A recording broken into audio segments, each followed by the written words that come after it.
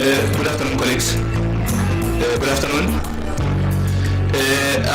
I'm here to make an announcement to say that colleagues can grab their welcome drinks on my left before we start.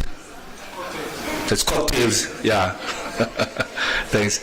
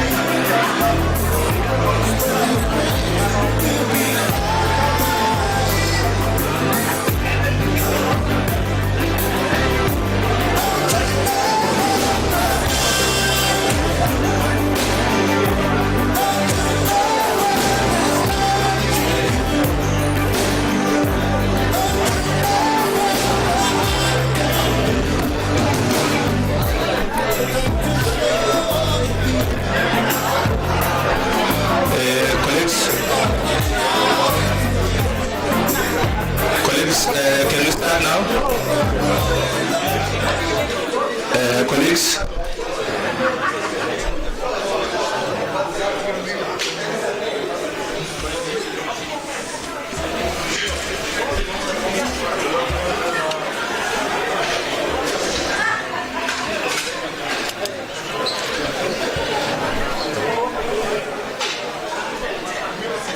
Colleagues who are collecting their drinks, can we start now, please?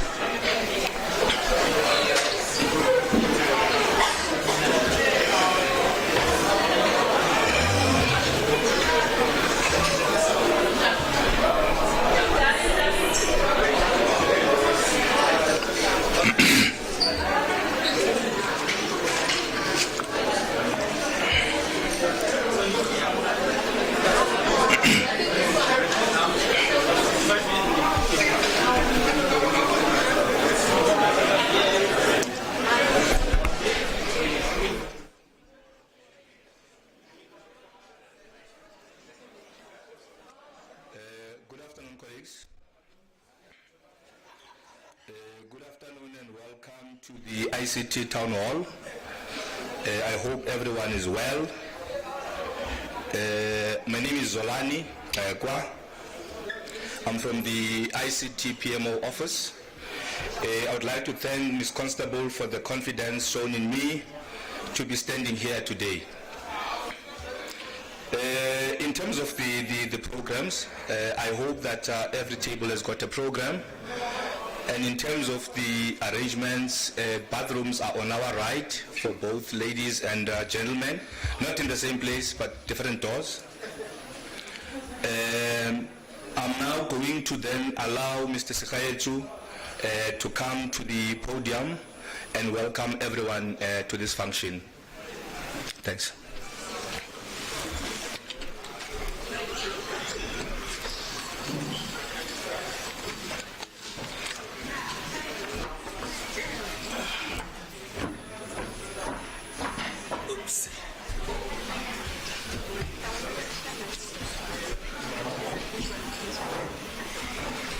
Good afternoon, colleagues. Do I need to stand on this? Remove it if you don't. I think the colleagues can see me.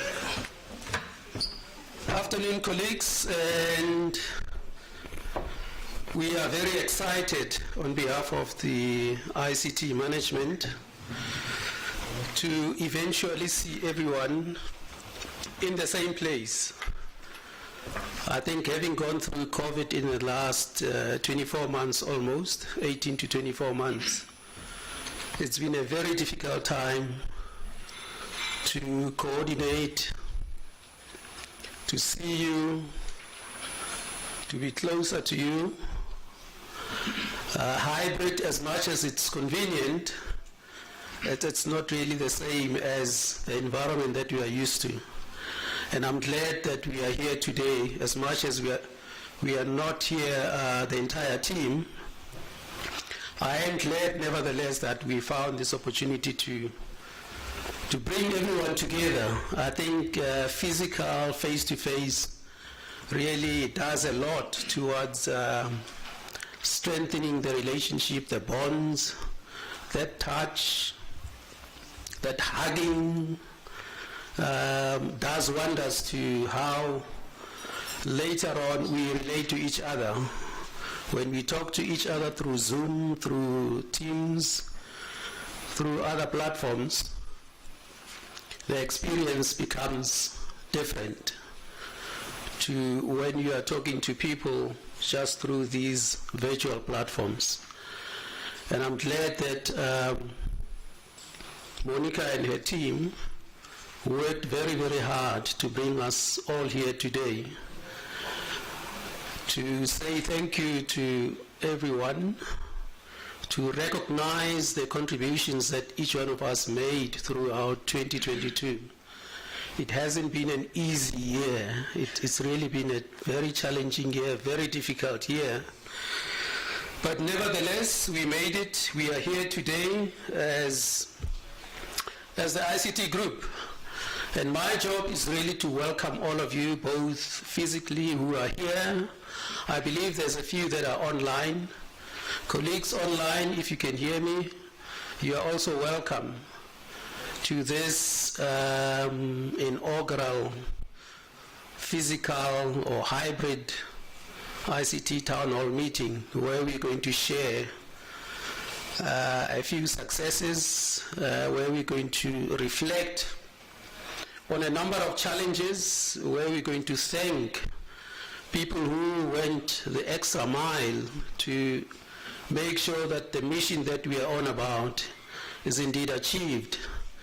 And we are glad that you could set aside time in your schedules. We know we are very busy. We're looking towards closing off the year. Not everyone has a luxury of time to dedicate 3 or 4 hours to this function, but we appreciate that gesture that you've showed us as an ICT management team.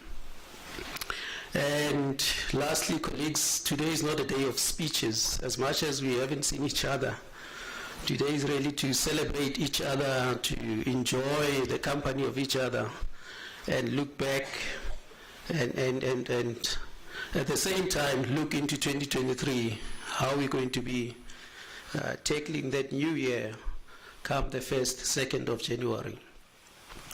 With those words, Program Director, I declare this town hall meeting open. Everyone is welcome. There's drinks around. I hope there's some food to nibble at a later stage. I see there's catering there. So indeed, relax, let the hair down. It's a day to celebrate. Thank you very much.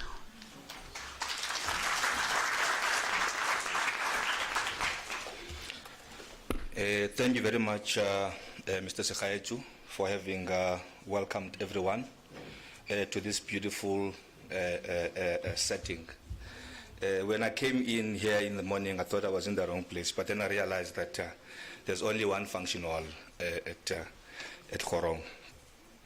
So in terms of the program then, we are now going to get some musical items, and then thereafter we're going to enjoy our lunch. Then we will then resume our program by having a presentation by the Moodle team. I hope that the team is here. If they are here, a special welcome to them. I think then let's proceed like that and have some musical items, and then thereafter we'll go to lunch. Thanks. DJ?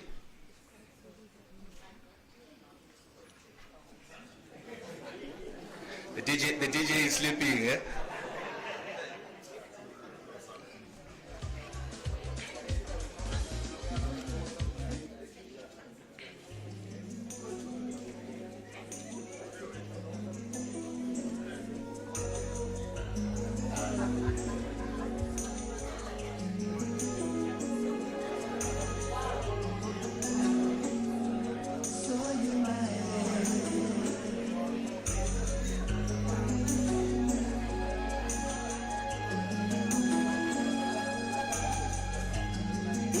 Always easy. We've been through a few hard times.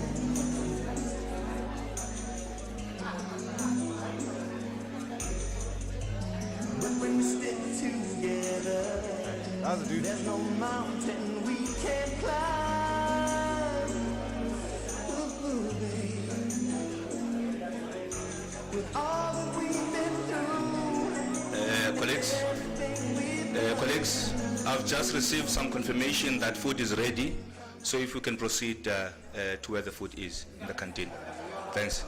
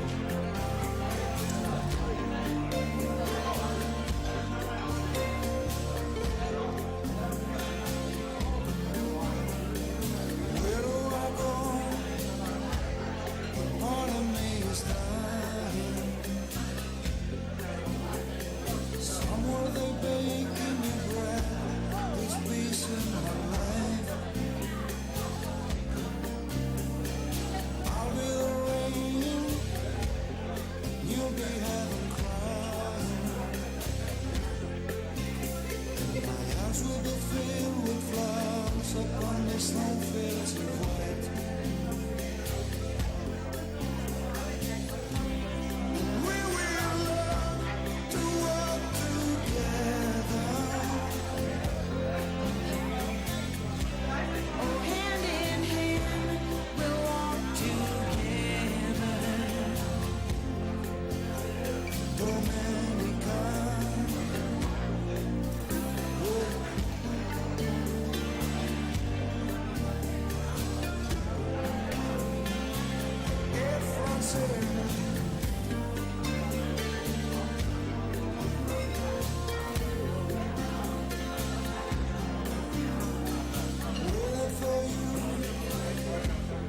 Drink a glass of wine. My heart will explode again and will be larger than life. Time in the distance will bring me to your side. High up in heaven, diamante will set peace with us.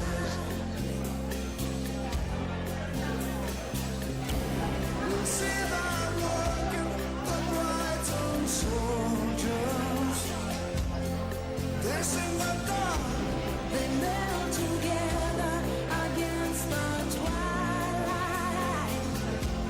And on together,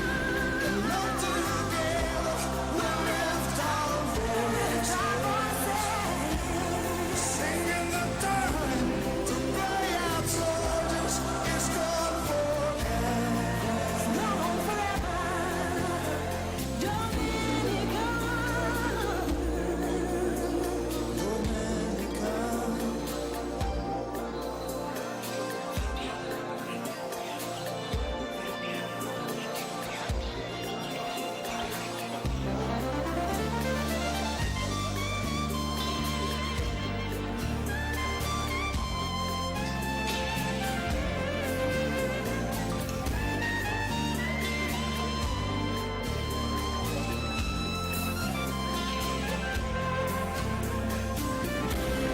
See that working, the bright and soldiers. Yes, in the dark, they met together against the twilight. And on together, we'll lift our voices. Singing the time to play out soldiers is gone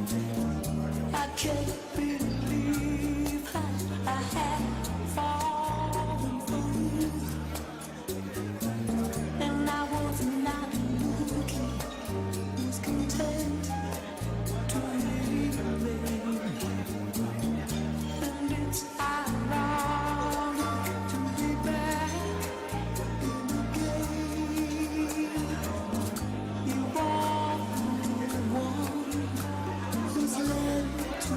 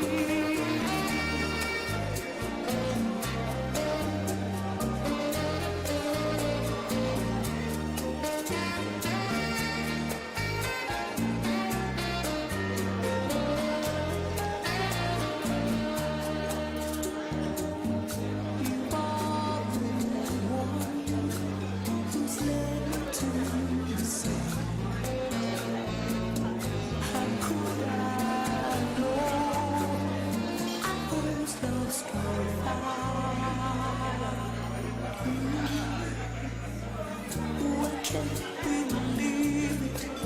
You're a dream coming true. Oh, I can't believe how I had fallen for you. And I was not looking, was content to remain. And it's erotic to be back again.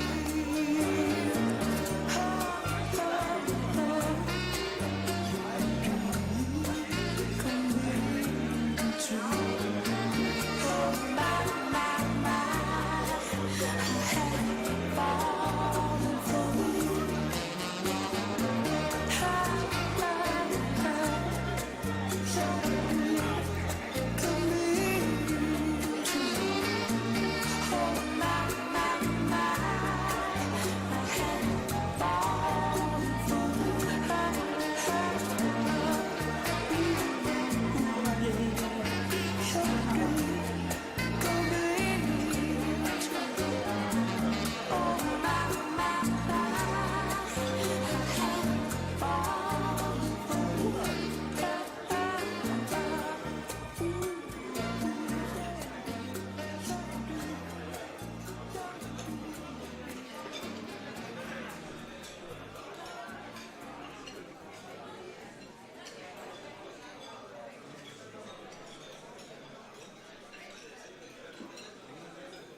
The whispers in the morning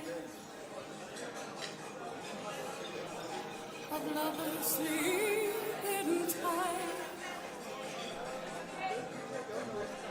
are rolling by like thunder now as I look in your eyes. I hold on to your body and feel each move you make. Your voice is warm and tender, a love that I could not forsake. 'Cause I am your lady, and you are my man. Whenever you reach for me, I'll do all that I can.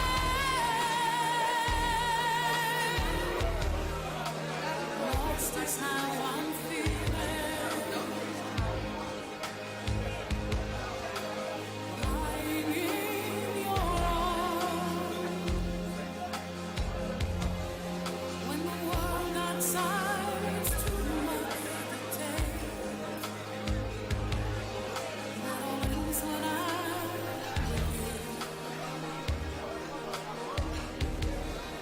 Even though there may be times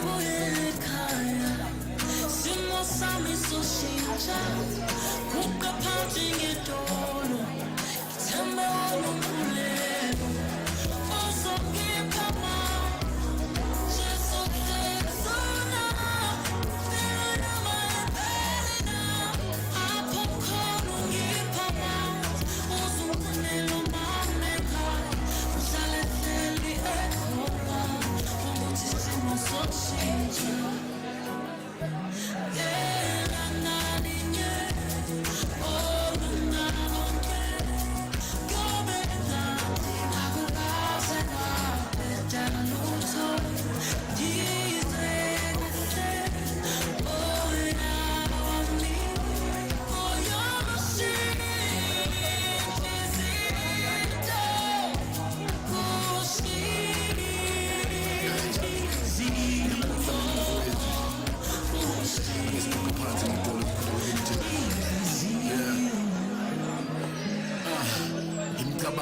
ngizela iphepha ngomsizi bathoba inhliziyo bangibize ngomsizi langalimba ungalindele liyophela losizi ungathambanga ukuyeka umkhuleko siwubona ngathi awusizi baba ngisiza isikhalo sami kulesizwe basizwe ngiyavuma sizoni mabesibizele ey'nkonzweni asizi nokunyanga kuyohlala inyangana kwandusisi sikhohlwa ukukhuleka kumdala kuthumela ingelosi kithi isibonele esihle kithi wena mduduzi kodwa eqala ushaya isiginci ngaphandle komuzi wasukhalisa lesidingo esingakulethela umuzi sibonge kumagoya nobig zula abaphili vele kuwe nawe mntakamama ngiyacela ithemba ungalahli okwabantu abanthunda kaze kwalula ngiyazi ukuthola kwethu amandla kumele siqale sibheke emuva kepha ukubheka kwethu emuva ikona kuyosilethela ifuture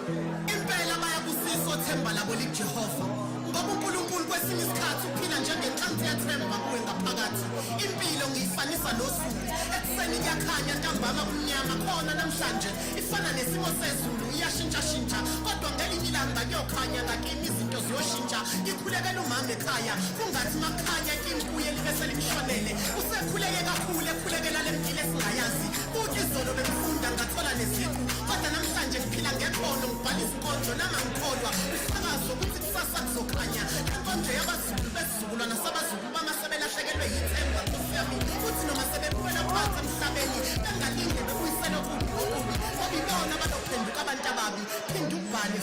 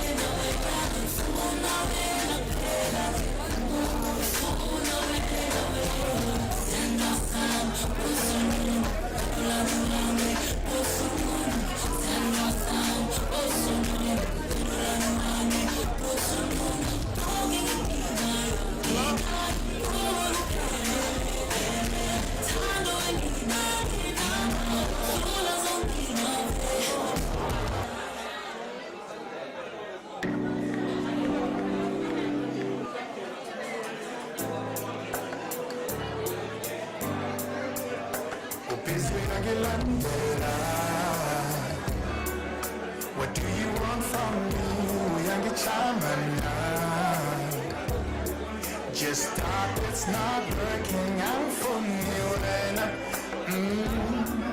Ngifuna lo mngani wakho suka wena. Let me tell you my name. Ngifuna love, nobody else. Ngifuna love, I can follow you. Ngifuna love, nobody else. Ngifuna love, also please let it out. Baby, make it move on. I just lose my mind. Yeah, I'm tired. Usehlizwe ngiyami. Umulake. Lungishaya ngaphakathi ngiyamthanda. Usehlizwe ngiyami. Ngifuna love, nobody else. Ngifuna love.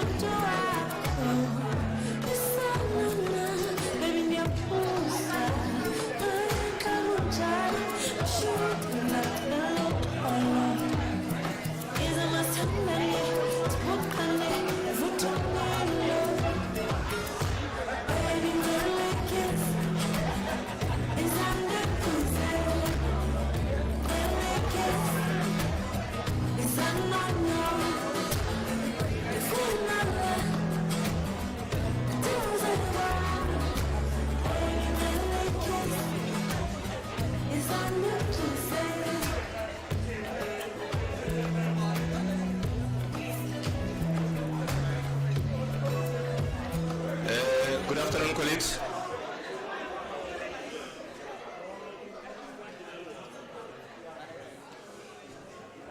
Can we proceed?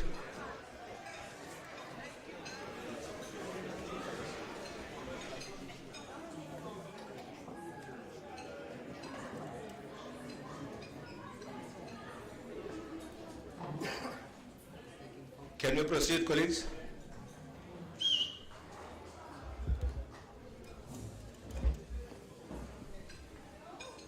Mr. Mnobe? Sure. Thanks.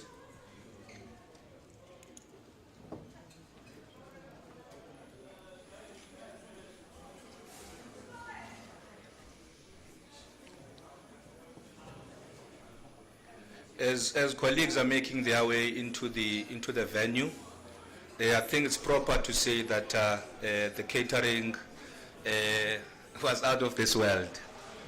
And thanks to the team that has actually organized that we get some refreshments.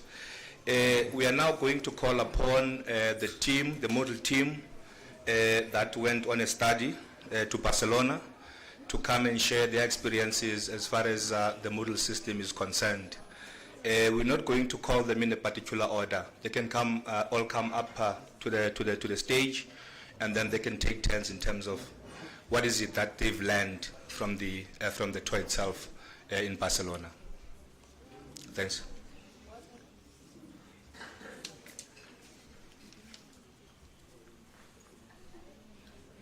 Or should we call names?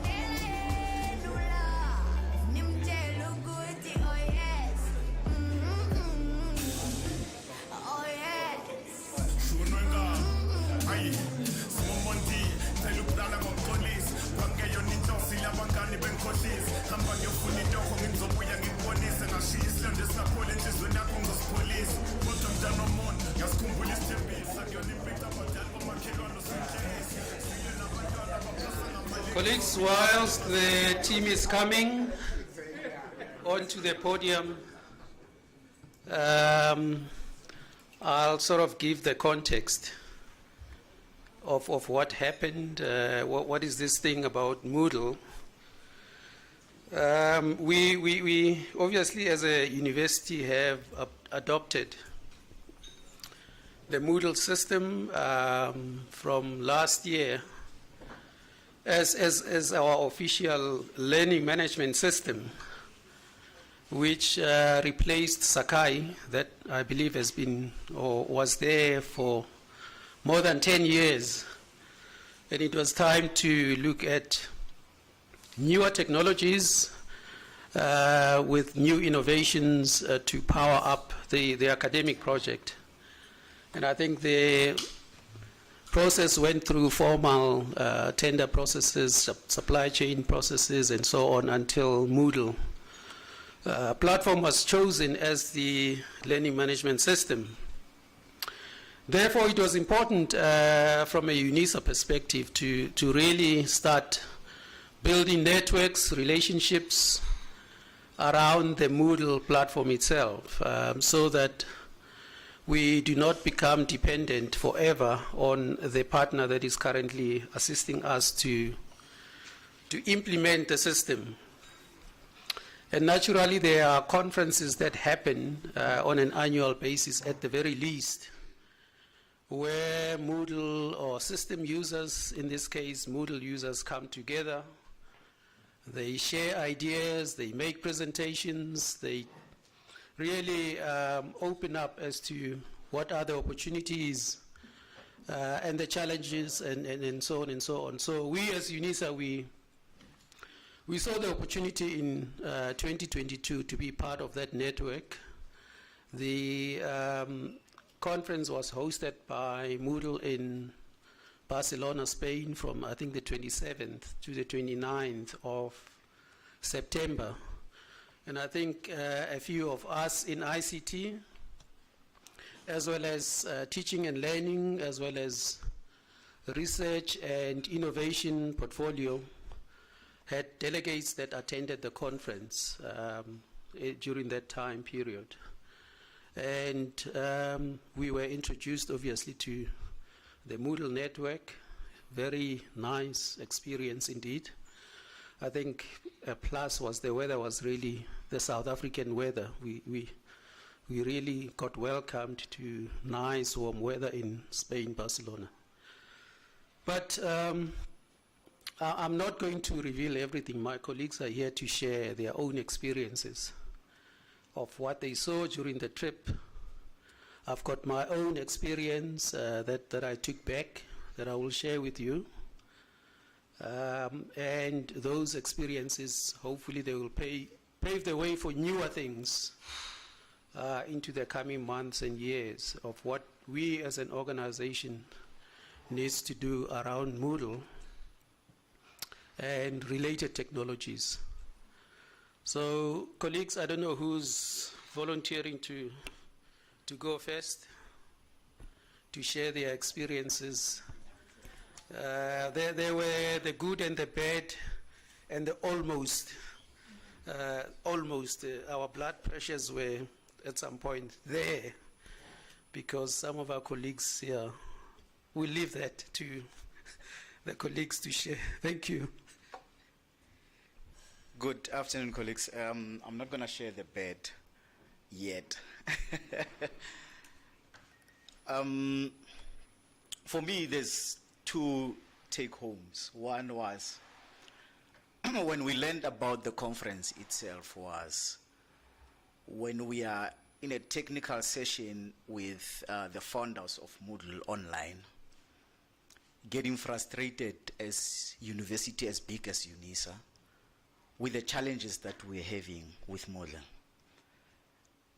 You would remember that when we first got to be introduced to Moodle, it was shortly from Sakai that was stable, that had issues, but then we got to stabilize it. And now the new product comes to UNISA. We have to learn the new product. Students are kind of like forced to go to online examinations because of COVID. There was a lot of frustrations that we got from students, especially with submitting examinations and other things. And it was frustrating for us to be, as university as big as this, that we could not stabilize the system. So we got to Barcelona. Fortunately, the CEO of Moodle himself, together with his technical team, had to make space for us in the entire conference to sit down with UNISA specifically and hear what UNISA issues are. And made a commitment to say, UNISA is too big to fail, especially in Africa. We come back a few months later. Those who listen to Vice Principal's address will tell you that we had the most successful examinations ever. And this is some of the experiences that we got from Moodle. But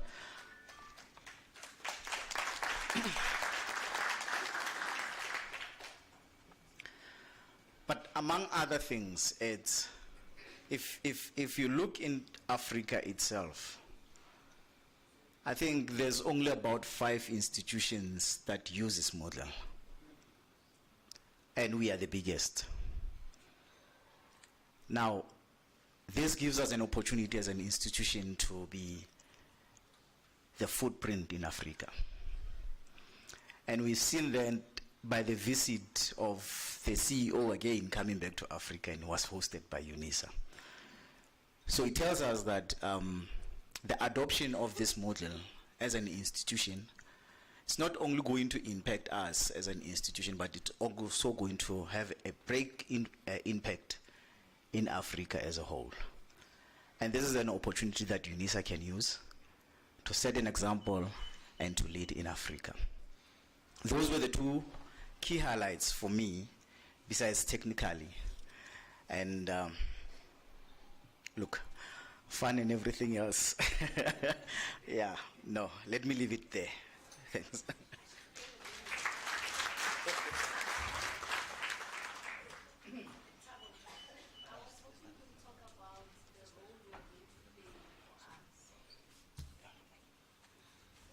yes, I think Madam wanted me to be specific on that to say. Like I said, this is a gap that we see as UNISA to take charge of Moodle in Africa. Moodle has got a user association where all the users of Moodle can affiliate to, contribute to it. Not only academically, but technically as well. So Moodle is an open source product.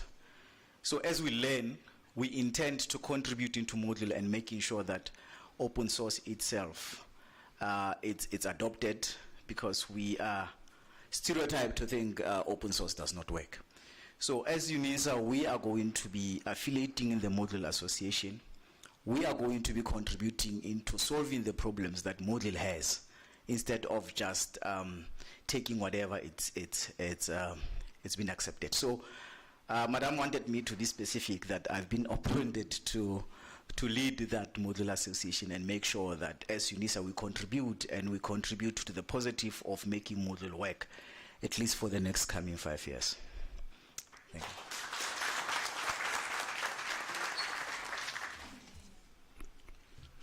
Afternoon, colleagues. I think Thabo has said a mouthful. Just to pick up, I think, from where he has left, I think one of the glaring observations whilst we were there was the underrepresentation of the African continent at the Moodle conference. It was easy, I mean, for us to fall out of place if we didn't have a clear mandate in terms of what is it that we wanted to achieve. And as we were engaging and moving across sessions and commissions, one also noted that we couldn't share much in terms of good experiences, I mean, where Moodle is concerned, because our maturity as far as, I mean, using Moodle couldn't be really compared, I mean, to other, I mean, universities and other stakeholders. So what we could share was just a little bit of positive experiences, but mainly frustrations. And it says a whole lot about the product that we have, But I think one of the good takeaways is the fact that we were able to secure the audience of the CEO, wherein, I mean, he could listen to our problems with the service provider or the implementing partner, I mean, in the same room. I think for me, that was satisfying, because no one could hide anything. So the CEO laid bare, I mean, everything in terms of our compromised customer experience with regard to utilizing the product. And then the service provider, I mean, committed to say, yes, we have to remediate, I mean, some of the challenges that we have. So I think for me, that was sort of one of the takeouts. And indeed, there's this ambassadorial opportunity, I mean, that is on our way, wherein we have to ensure that we don't only utilize Moodle in Africa, but we are also, I mean, the leading, what you call ambassador, and ensure that we take first mover advantage when it comes to, I mean, certain technologies.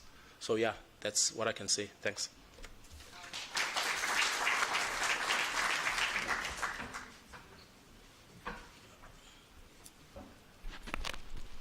Sorry, Sunil, before you start, I thought you were going to talk about the academic thing.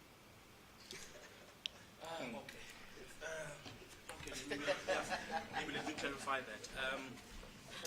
I think it was also made clear by the CIO that the trip was not a joyride. There was an expectation that upon our return, we have to produce a paper, an academic paper. So we are working, I mean, tirelessly behind the scenes. There are drafts. We've also even co-opted some professors in your core or in the academic space within UNISA. So be sure to expect that paper sometime next year. Thanks. Thank you.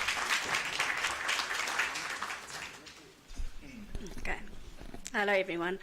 At these conferences, it's normally more academics that discuss how they're going to teach their students. What stood out for me as this conference, they had their developers there, and you could ask them technical questions, and I had quite a few, and they did assist me. For instance, we've got data or space problems currently on Sakai, and Moodle's got an opportunity for us to archive all the sites. So I got that from the conference. Yes, we did have a lot of stress. I lost my laptop between one of the connecting flights. Luckily found it, but yes, we had a lot of stress. But I would rather talk more about Moodle. It was a big change for us this year. It was a difficult change. We still today daily learning new things about Moodle. We started out with a big bang, a lot of problems. This last exam, we had a lot less problems, and it ran quite smoothly. We still have a lot of things we need to streamline, but other than that, it was nice to have this change. It's nice to learn new things. More responsibility are going to the lecturers or the academics. And yeah, DSA is getting more involved. We're working more tightly with all the teams involved, with the exams, assignments, and the academics. But we still got a lot to learn, but I think it's going well. Thank you.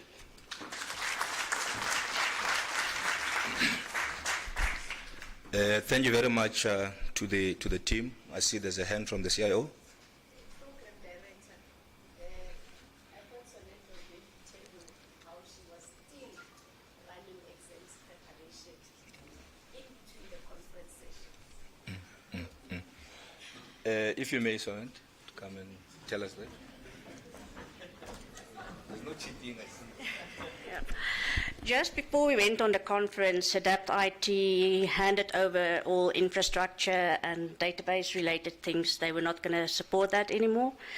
So in Spain, we were sitting, me, Jason, Tabita, Tabu, and BJ from South Africa, working on preparing the exam instances to scale them up to be ready for the exams. We worked the one morning until 3:30 to scale them up, but yeah, we managed to do it.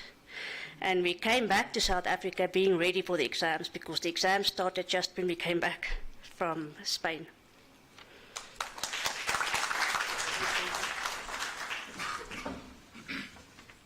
Okay, thank you, colleagues, for sharing those experiences. So last but not least, from my side, I think the colleagues have touched on a number of key things which stood out for me. And one of those was really, we had a conference of about 800 people or more attending this conference. But what was standing out was the fact that Africa as a continent was not represented to the extent that we as a continent really are in terms of size and population and so on, including intellectual power for that matter, because a number of universities in Africa, if you put them together, their intellectual power exceeds maybe, the top 10 in the world, if not more. So that stood out for me, the fact that a number of sessions that we attended, there were no African universities presenting. I think Kenya was the one university that presented a paper, which got me thinking and worried, of course, to say it can't be. We've for a long time taken from the Western countries, the Europeans, and so on and so on.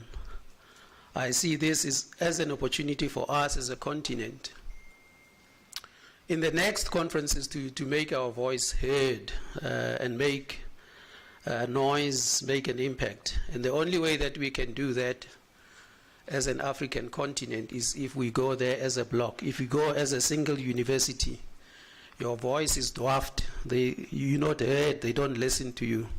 As much as you make very impactful, very influential contributions, you're not necessarily heard.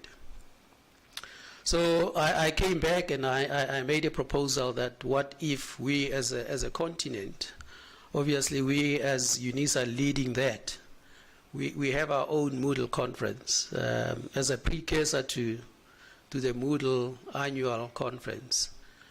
And that idea was welcomed with warm hands.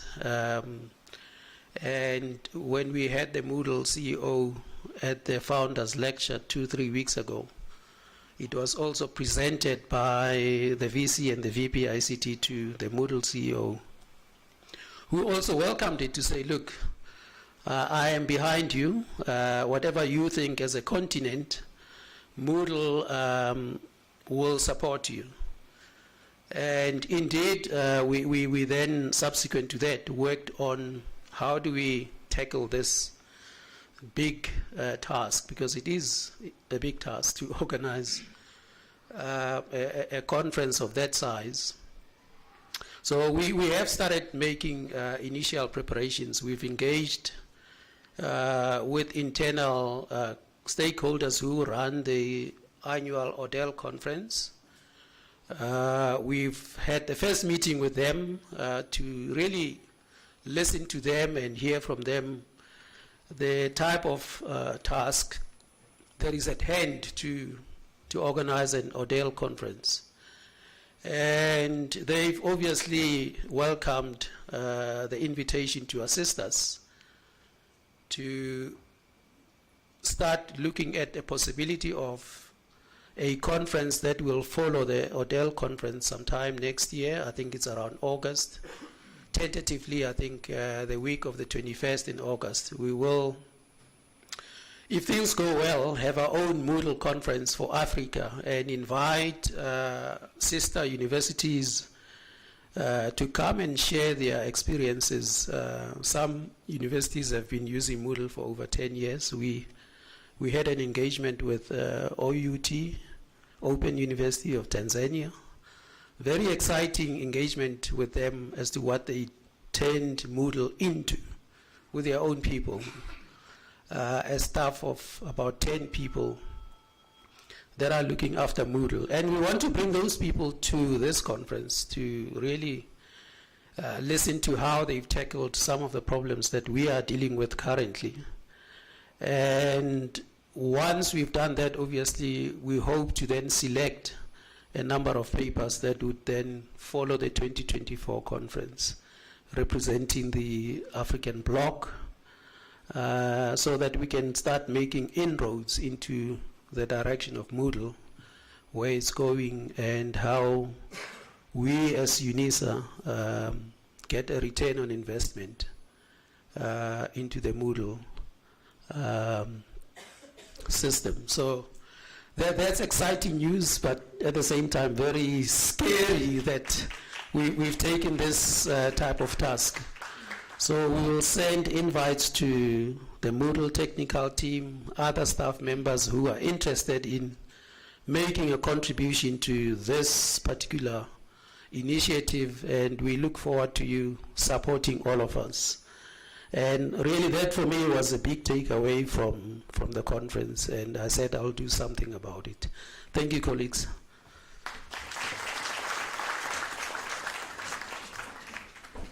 Thank you very much to the team for having shared their experiences. I think the issue of the academic paper, we should attach timelines to it to make sure that we don't forget about it. Most of us would like to read that paper as we battle to sleep at night, just to understand what are the challenges. I think the other issue then around the report that we've just received is that the opportunity that we've been afforded of leading from the front, we need to utilize it and make sure that we make a meaningful difference to the institution. And I must say, I agree with the sentiments that we are too big to fail. So failure in this case is not an option. So back to the agenda of the day. We are now going to call back Mr. Sikhayeju to come and introduce the CIO, who's going to be talking to us, giving us an address today. If you can make your way to the stage again, Mr. Sikhayeju.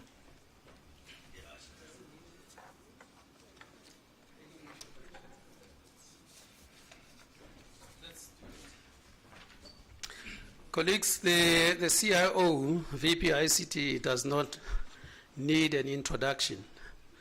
I think we all know her by now, who she is, where she's coming from, because she already has had two town hall meetings online.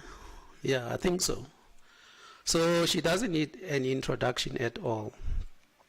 Safe to say that she's, yeah, I think you've experienced there, some of you, action-oriented.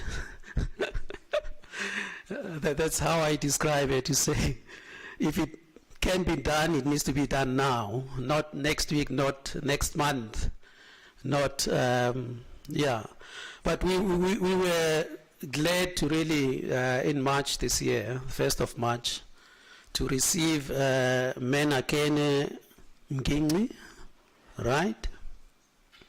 As our VP ICT from AXA, ACSA. So she has some aeroplane flying experience that she will also share with us. She's already encouraged us to go for drone, how to navigate the drones.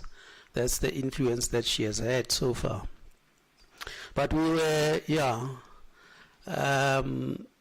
glad to receive her after obviously walking the journey with Prof. Mamba as an acting VP from June of 2021 to the end of April this year, 28th. And with that, colleagues, I would like Ms. Nakene to step up and do the big part of this town hall meeting, where she will share with us some of the highlights, some of the lowlights, and what looms in the future, 2023, what she sees, and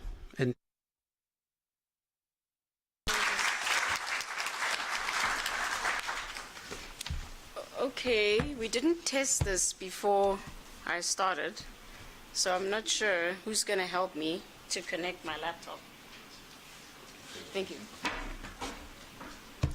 Because as an EXCO, we've created a few slides that we wanted to share. So while that happens, I will, thank you, colleagues. Can you hear me? Yeah. Okay. I'm going to start speaking. I like to come from the heart. Then we'll get to the I want to say thank you very much for taking the time to travel for some of the colleagues who have traveled. And some of the colleagues who like to work remotely. Oh, the online. Baga. Okay. If you'll just give us a few minutes then.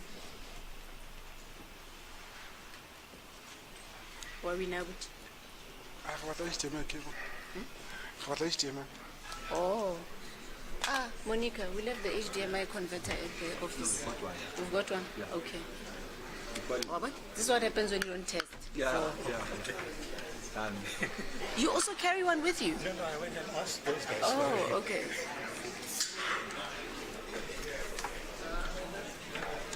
Ta-da! Thank you, Victor. The power button. The power button, it's over here. Yo, don't tell me it's flat. It's coming. Okay. Okay. Cool.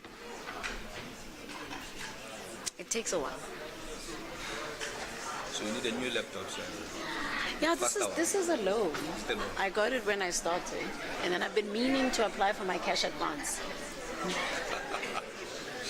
I've been meaning to get to it. Stay away from that cash advance. Yeah. Don't say that. Don't say. Okay. All right. Cool. Thanks. I see. I need to get on the step. The step was specially put here for me. I feel very special. Wait. Let me make sure I can get in. I forgot my password.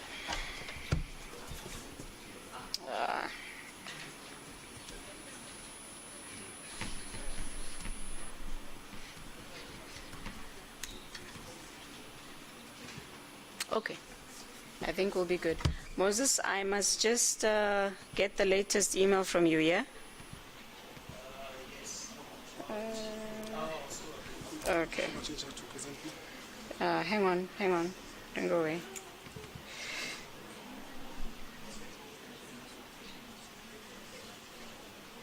Yeah.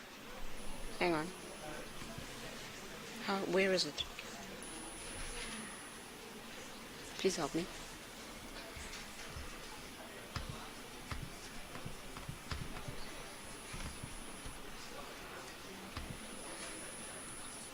Oh, I need to do the 2 screens.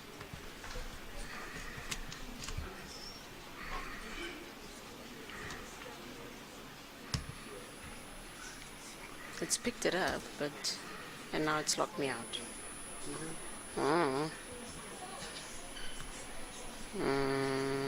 Victor, make a look at the password. Very bad habits. This is why we must have, what's that training?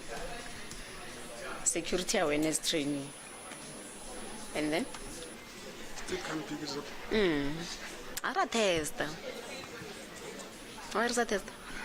Where's that thing? There you are. Ah.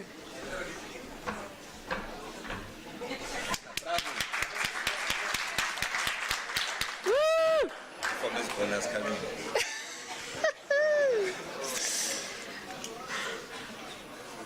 Okay.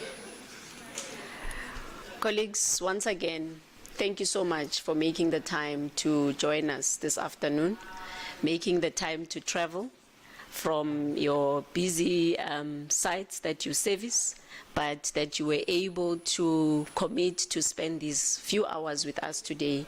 It is much appreciated. A colleague said to me earlier, hey, first days, isn't it? Like, as in, like, you forced this issue. Yes, I did. Because I felt it is important for us to get to know each other. I've been here since March. It's more than 9 months now. And for some colleagues, I'm putting the face to the name for the first time. And I think it's important that we take the time to just get a sense of who we are and where we have the opportunity. Spend some time together, reflect on the things that we think we've done right and the things that we feel maybe here is an area where we need to improve. So thank you so much. I really, really appreciate you taking the time. I see I'm missing a blue t-shirt, Monica. I think we need to do something about that. Oh, okay, so time for a refresh. I think we can work on that. As an ICT Exco, we wanted to share with you what we see as some of the highlights. And then I want to talk about some of the areas I think we need to improve in. But I also want to give you the opportunity to share with me what you think about what we are sharing with you.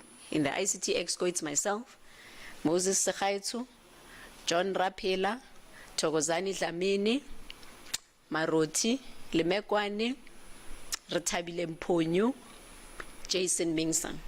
Who did I leave out? It's all of us, ne? Yeah. And this is a collective view from our side to say, we think these are some of the things that we can really say, this is good. But I also want to hear from you, because we might think it's great, you might think it totally is not, and that's why we must spend some time together and share our understanding and see that we are really able to get on the same page about how to be academic focused and student centric. The most important digitalization principle that we are driving. So we wanted to just maybe reflect a little bit on strategy and alignment. The Council, in their meeting of 24 November 2022, approved our ICT digitalization strategy. Isn't that fantastic?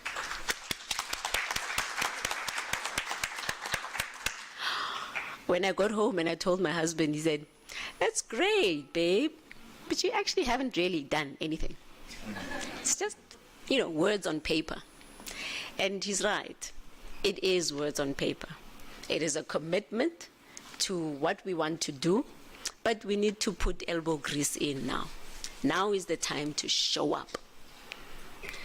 Moses said I'm action-orientated. It is actually one of my favorite phrases. It's time to show up. And by that I mean, we've said what we want to do. The council has bought into it. It's time to do it.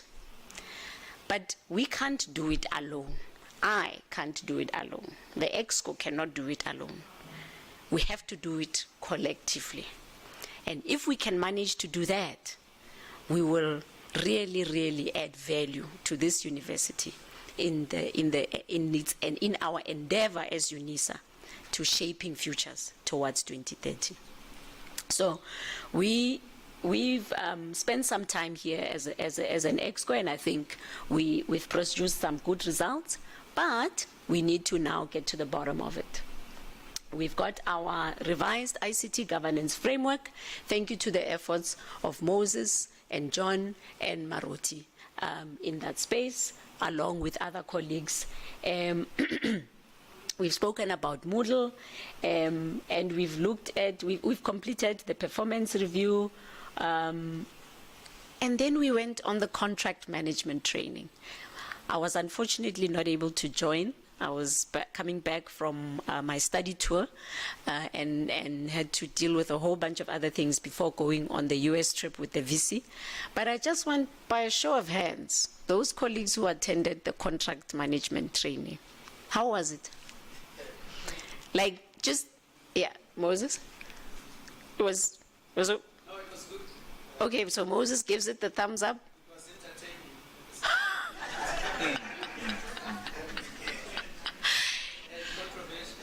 Okay, so it was controversial, it was good, it was entertaining. Any other thoughts?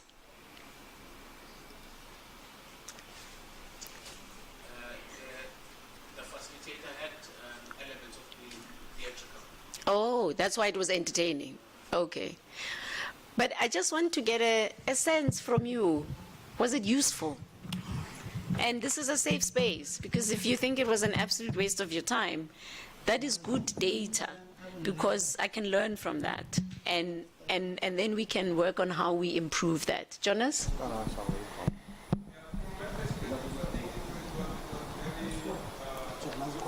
Okay. Because one of the problems that make our department and colleges not to move is to find synergy between supply chain and us. So, Thank you, Abudi. okay, for my side, I think that was a good initiative because at times we were not moving because we don't get along in terms of what supply chain expect from us, in terms of the tender and us. So that kind of a problem becomes a stumbling block. Okay. Because you go promise like maybe the regions and some other people that you're gonna do this in 2024. And you do your planning, you do your project, but when you get to supply chain, then you have another problem. So to me, that was really good, a good initiative, and I think it will be good to continue doing that. Thank you. Thank you, Jonas. Any other thoughts? There's some thoughts in the middle of the room, please. Temba?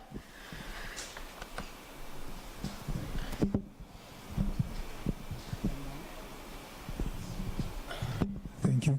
I think it was a good cause, and I think the institution would benefit a lot if other departments. I'm not really sure as to whether supply chain has done this course before, because there were certain concepts like frameworks that needs to be set up in order for the organization to reap the benefits of contract management. So I believe that if perhaps SCM hasn't done this, I think they should be encouraged to attend this training as well, so that at least everybody is in alignment in terms of what needs to be done and what are the requirements of actually managing contracts effectively within an organization. Thanks. Thank you, Temba. Thank you. Anybody else? I think there were two hands from Temba's table. Oh, okay. Thank you. From my side, it was a good refresher as well. I share the same sentiment. But I also feel that it shouldn't be treated in isolation, you know. So there have been other processes that we have engaged on previously. I think mapping of processes. Yes. From Retabile's team. Yes. And then also there was a workshop that I attended with a few people from LSO. Oh, yes. And I think probably maybe building to what Temba was saying, maybe probably a workshop with supply chain, you know. Okay. So where we try to, you know, combine all of these issues. I think it will make us to move forward if we try to combine all of these areas. Thank you. Okay. Thank you for those contributions, colleagues. I will also incorporate that into my catch-up with the CFO. Thank you for that. What else have we done? In terms of stakeholder focus, we have, Moses, we're talking about physical face-to-face visits so that we engage all the staff. Yes. So we've been to Bloemfontein office. Moti, you filled that vacancy? Not yet. Oh. We didn't have any internal candidates, so next year we will advertise it externally. Externally, okay. Because their main complaint is that they have to wait for someone to come from Rustenburg to come and give them basic support. I mean, just think about it. If you had to wait, like, you know how some of our users get frustrated that they can't get into the VPN and they don't know about the self-service option. They don't know that it's probably your account that has logged. There's nothing wrong with the VPN. Now, imagine that user with that frustration and they need an answer. So they log a call to our service desk. Guys, I know you do your best, but the thing is, email comes and you've got like 10,000 other emails, right? And you're still working through it. And so no one is responding on the email. So they keep on writing more emails. And that's why when you eventually get to it, you ask them, by the way, what's your SR number? And then they really want to kill someone. And then they've said, okay, and then someone says, no, but someone will come and help you. But he's in Rustenburg. This person is in Bloemfontein. What would that do to you? I mean, just think about it in a very practical manner. What would that do to you? I know when I have power issues and I phone City Power and then, hello, ma'am, please hold. I really do want to kill myself. So imagine if it was you and you have to wait for someone coming from Rustenburg. I mean, I think it's just, it's not a reasonable thing to do, especially because we do not have a user community that is, you know, tech savvy. So it makes sense for us to still have the roles that we have in our structure dispersed within our regional sites. So let's keep on working on that, please, Moti, to fill that. So that was their main issue. And we did a walkabout. Gwena, we were together, ne? Where's Gwena? Yes. But we did find one server room that had a box in it. It's a potential fire hazard. You should ask John, he's Mr. Safety. But generally, a very good state of affairs at the Bloemfontein office. Quiet, it was during the May-June examinations, and they did say they don't expect that much foot traffic because the students are writing examinations. And they did mention that they've got the video conferencing equipment, which they're kind of like, guys, we have this thing, when are we going to get to use it again? They have a well-equipped ARC suite as well for our disabled students. They've got an ARC suite section. And I think that's one area we still need to work on, so we make sure we understand our role and the role of ARC suite, because we don't support in those ARC suite labs, yet we have people on the ground there. I think there's an opportunity to improve. And then we've also been to Polokwane. Polokwane, I'm ashamed to say it, our server rooms.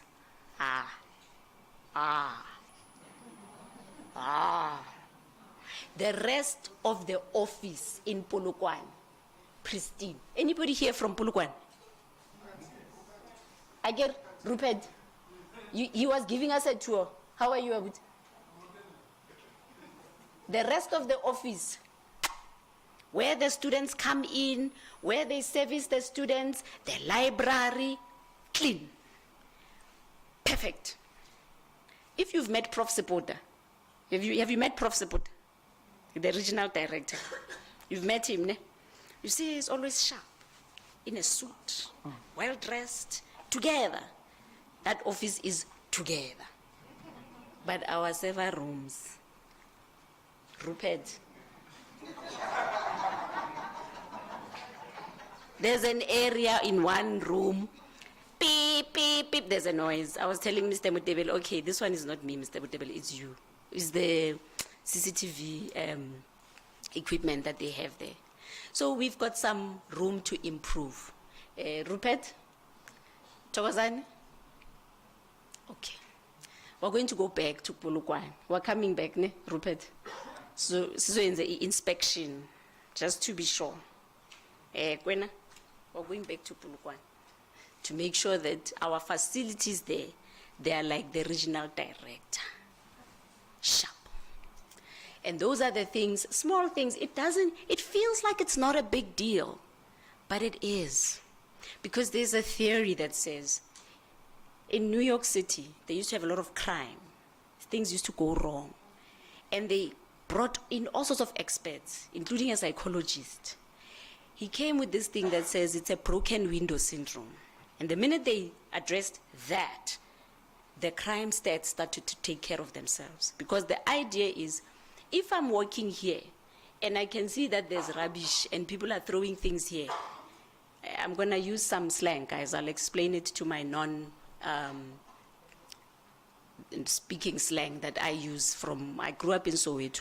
So where we've got areas where people just throw things, you know, this is rubbish. It's a pile of rubbish. You just come there, throw things there. You don't care. It must be someone else's problem. So the psychology of it is, if I'm in a place where I'm always seeing that, it's going to tell me that it's okay to do that. So when I want to commit a crime, there are broken windows, there are all sorts of funny things, it's dirty, there's no order, I'm going to be more prone to commit the crime because the psychology tells me nobody cares about this place. I'm going to commit the crime, I'm going to get away with it. Now, if we allow our server rooms, which is our area of responsibility in the region, one of them, certainly, if we allow that, it means Rupert doesn't have to care. You know, why should he care? Nobody cares about that room. It's filthy. Besides, why must he go in there? When he goes to work, he's like Prof. Sepota, sharp. So why must I expect him to go into that room? He's going to get dirty. And what will Prof. Sepota think of him? So if we take ourselves seriously, it starts with us. It starts with the small things. Because my firm belief, you get the small things right, you will get the big things right. So we are coming back to Polokwane. We must just schedule a date and agree when we are going back, please, Thokozani, so that we can be comfortable that we've taken care of that. So we need to visit the other regions as well and be there, be present, understand the issues. I did give the feedback to Mr. Mutebele on issues that are related to facilities and security. And this has to be an ongoing thing, which we want to continue in the coming year. We launched this system, the GORIC, Governance, Risk and Compliance Digital Solution. It was launched within a year. Who was the project manager, by the way, Ritabi? Mr. Program Director.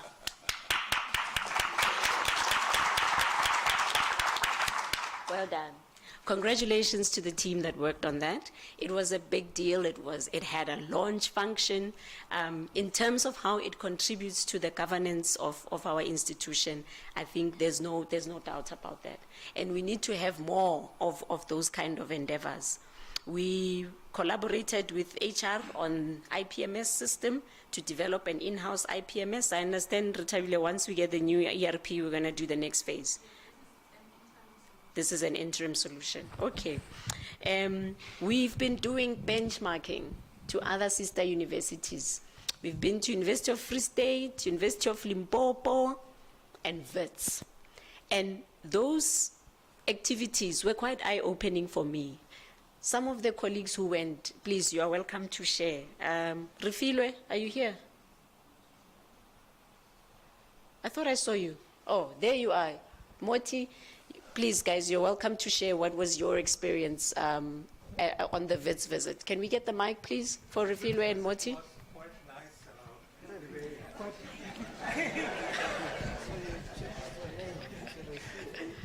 the visit was quite nice. We learned some things and know some improvements that we can do in our space also. Thank you, Moti. Refilwe, you want to add anything? Yeah, it was nice. We learned a lot, especially for our side, help desk and desktop, the system that they are using and how they've integrated their system calls. Yes. The university, they have one logon system where the facility and all the log are called in one system, then it's being Yes, distributed yes. to the responsible departments. So yeah, I think that's some things that we can integrate in UNISA. Thank you for that, Refilwe. Maroti, anything you want to add? I think we've been to UFS, WITS, and University of Limpopo together. No? Okay, maybe Thokozani then. Yeah, I think we only went to UFS together. Oh, okay, my bad. Yes, thank you. So I think that there were quite a number of things that I've learned. One of the things, the issues around security. And I think it also applies in IT. Because when we got in, they wanted people to be vaccinated and I was not. And they had a blockage at the gate, but somehow my colleagues managed to sneak me in. How Maroti, you had to tell that story. The reason why I'm telling that story is that security is very important, and always what I learned is that we always need to look for those loopholes that people can always find ways to sneak in.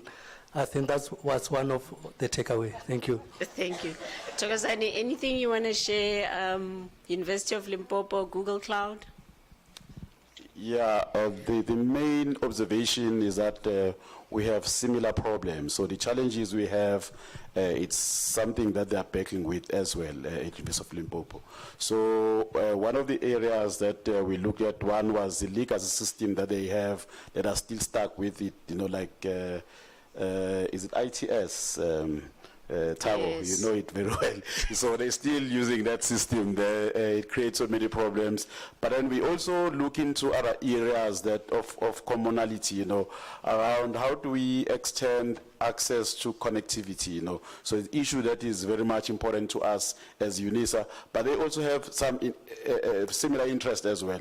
So we have, at some stage, tried to explore the issue of companies, organizations that have got undersea connection, like Google, Yes, So yes. we have tried to explore that to say, we have heard that Google, we are doing something around that in India. Is there something that here in South Africa can leverage on? Because our footprint as UNISA is all over the country, on one. But two, the issue of connectivity is one that we have been backing with.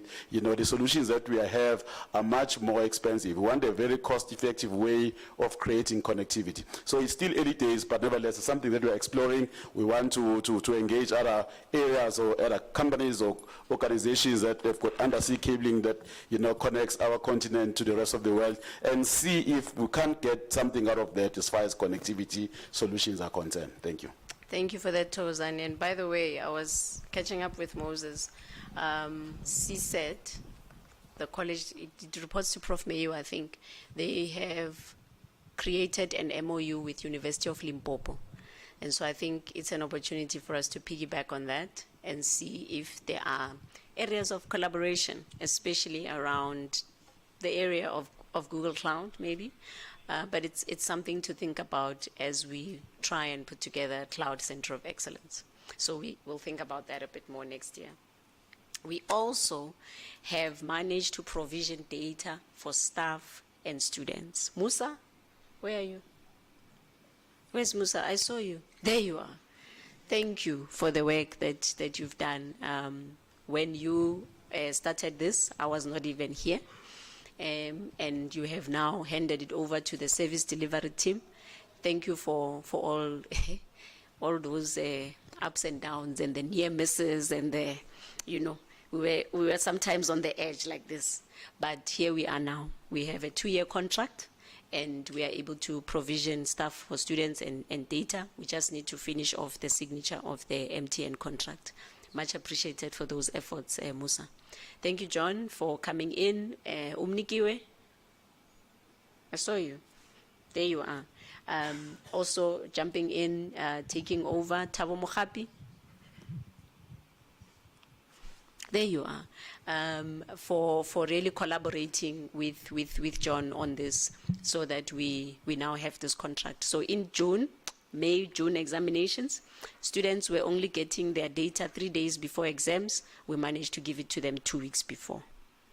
Now in November, we really thought we were not going to catch the November one, but we managed to catch it. So all the students have managed to write their examinations. Yesterday was the last day on the data that we have managed to provision. And I really just want us to take a moment just to thank all the colleagues that I've mentioned for collaborating and coming together on this. Thank you, colleagues. And then we've also managed to get the students to authenticate fully on cloud. You know, maybe you don't know, but I'm sure you know, we've got firewalls. The service provider, Checkpoint, doesn't even want to touch them anymore. It's like that garbage, we don't know that chunk of yours. We told you to be N-1. You're still N-50. We're not interested.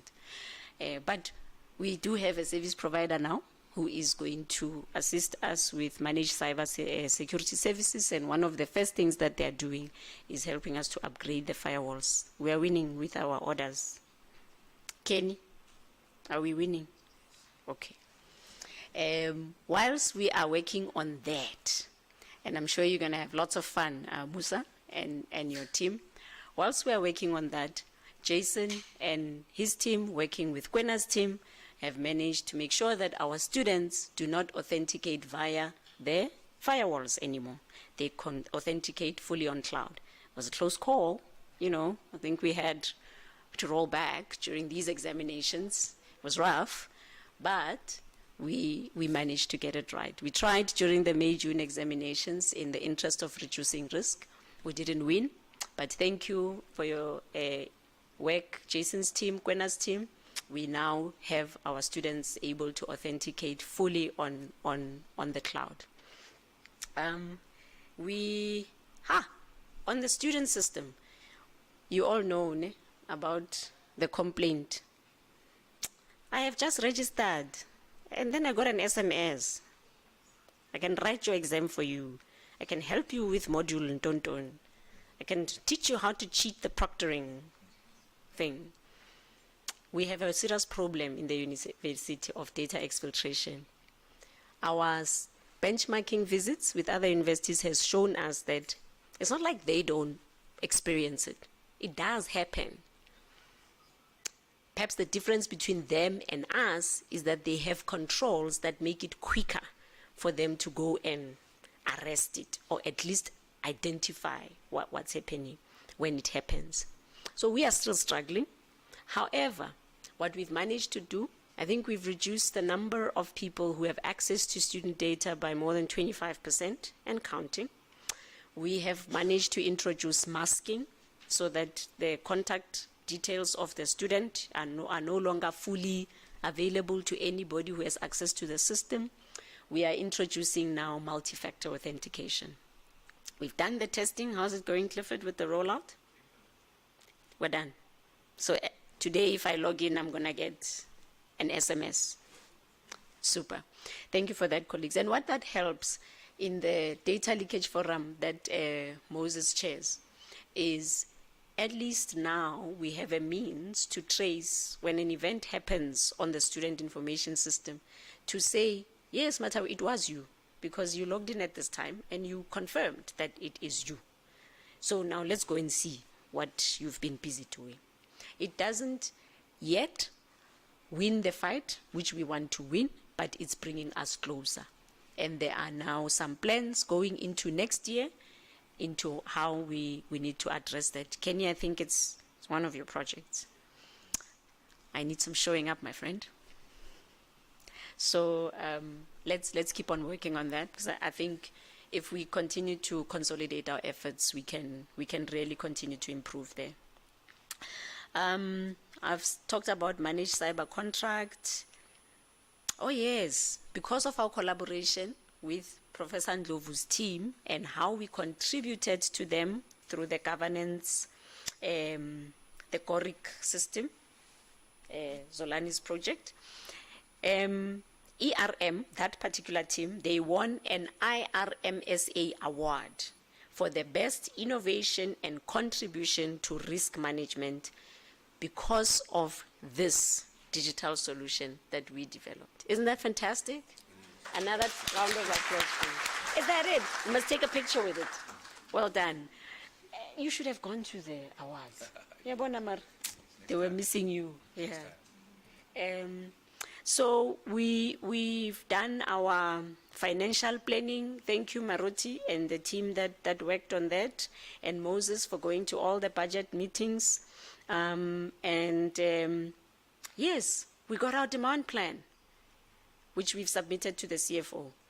And in one of our catch-up conversations, we agreed with the CFO that we need to meet early next year so that we can say how are we going to navigate that demand plan. So, Maroti, we need to have that conversation just to lock that in with the CFO. So, right, we've put together some thoughts around challenges, you know, aging infrastructure. We've got some skills gaps, but I'm going to stop here now. I want to hear from you. That was our perspective as an EXCO about the highlights. Do you agree with us? Do you disagree with us? More importantly, what are our challenges and what do we need to do better? I've got this belief, I got it from a book. Digital or Death, I think that's the name of the book. And the author has this thing that you can't change what you don't take time to acknowledge. So the things that you suck at, you should actually just take time to acknowledge and say, yeah, this needs some improvement. So you think about it all the time. You guys see users. Some of the users love you. Peter, I get people tell me, no, if I have Peter, grand. But Peter is not alone. There are lots of other people in the team. So you are at the coal face, a lot of you colleagues. What are your reflections back to us? What are some of the things that we need to work on? And it's a safe space, please. We're not going to take things personally. You're welcome to share with us. I would invite some inputs.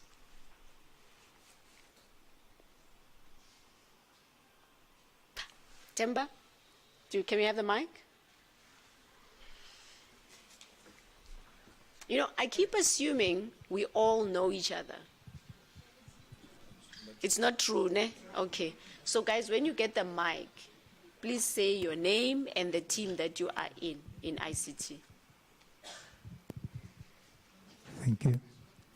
Ms. Temba Ngeu, I'm from the PE support team. I'm going to, you know, like the young guys say, I'm going to play a hate. One of the things that was mentioned as an achievement. Yes, of course, it was a great achievement for us to have done IPMS, but however, it's coming back to bite us, and I think I did highlight when it was proposed that you know, bringing an interim solution while you are you know on the journey of implementing a permanent solution. In this example, we're on the journey of implementing Oracle ERP Cloud. Is actually coming back to bite us now because the user community out there, they are used to this custom-built solution. Now, we as a project team, we are faced with the challenge now of changing their mindset now to conform to how the cloud solution works, and it's becoming a challenge. So I think maybe going forward, we just need to be aware of these, temporary solutions that we are implementing, while knowing very well that in the future we are putting something permanent. Thanks.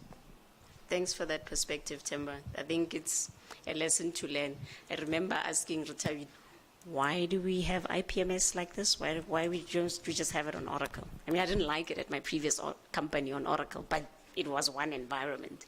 And then she explained to me that it's an interim solution and we will get to it after we do the upgrade. Rotabile? Thank you, Matabo. I think that is one of the challenges that we get on demand management, and sometimes the users can be very pushy. Okay. So at the time when they registered this on demand management, there was no indication of how far the ER modernization was. It took a long time. Okay. So it was very unclear at the time. Okay. But so when we found out that it was going to be implemented and the service provider was appointed, we decided that it will only be used P1 to P4 in order to avoid what? Change management conundrum. So I don't think it will be an issue because it is just a small community that is using the system. But I mean, most of the colleagues, they are still using the manual IPMS. So I don't think, it will not be such an issue because it's just P1 to P4. Okay. Okay, thanks. But all those complaints from the P1s and the P4s, correct, you know, they are now presenting a conundrum for Temba. Rotabile, you didn't introduce yourself. Monica, please can you make notes for me on what's being shared? Thank you. Okay, my name is Rita. My name is Ritabile Mponyo. I'm the director for ICT Project Management. Thank you. Guys, any other perspectives that you want to share? Oh. I think the biggest challenge is still demand management, and I think my BAs will be happy that I'm saying that because I think there was an expectation on demand management that we know we will be able to prioritize. So I was, from the presentation that I received from my team, especially regarding demand management, we still have a lot of initiatives on the pipeline. Okay. And we don't have enough resources to do all of those. Yeah. And they are still on the pipeline. They're still waiting for the BAs to do the business cases and all those kind of things. So the demand management, we still lack prioritization of projects because, you know, when our user community requests these demands, they have an expectation that ICT is going to do it now. Yes. But there is, I think there is that gap that we don't prioritize things properly. Okay. So so I think that is the only concern, especially on demand management, although it is working very well. Okay. It's one of the highlights in our team that it is working well, and the user community is using that system, the demand to log the new request. Okay. But because we are not prioritizing properly, it becomes a problem. It's still a gap. It's a bottleneck, yeah. Okay. So everything is on the bottleneck now. Sure, thanks. okay. Thank you for that perspective. Rotabile, I guess we've got our work laid out for us for next year. Any other insights? Moti wants to share something.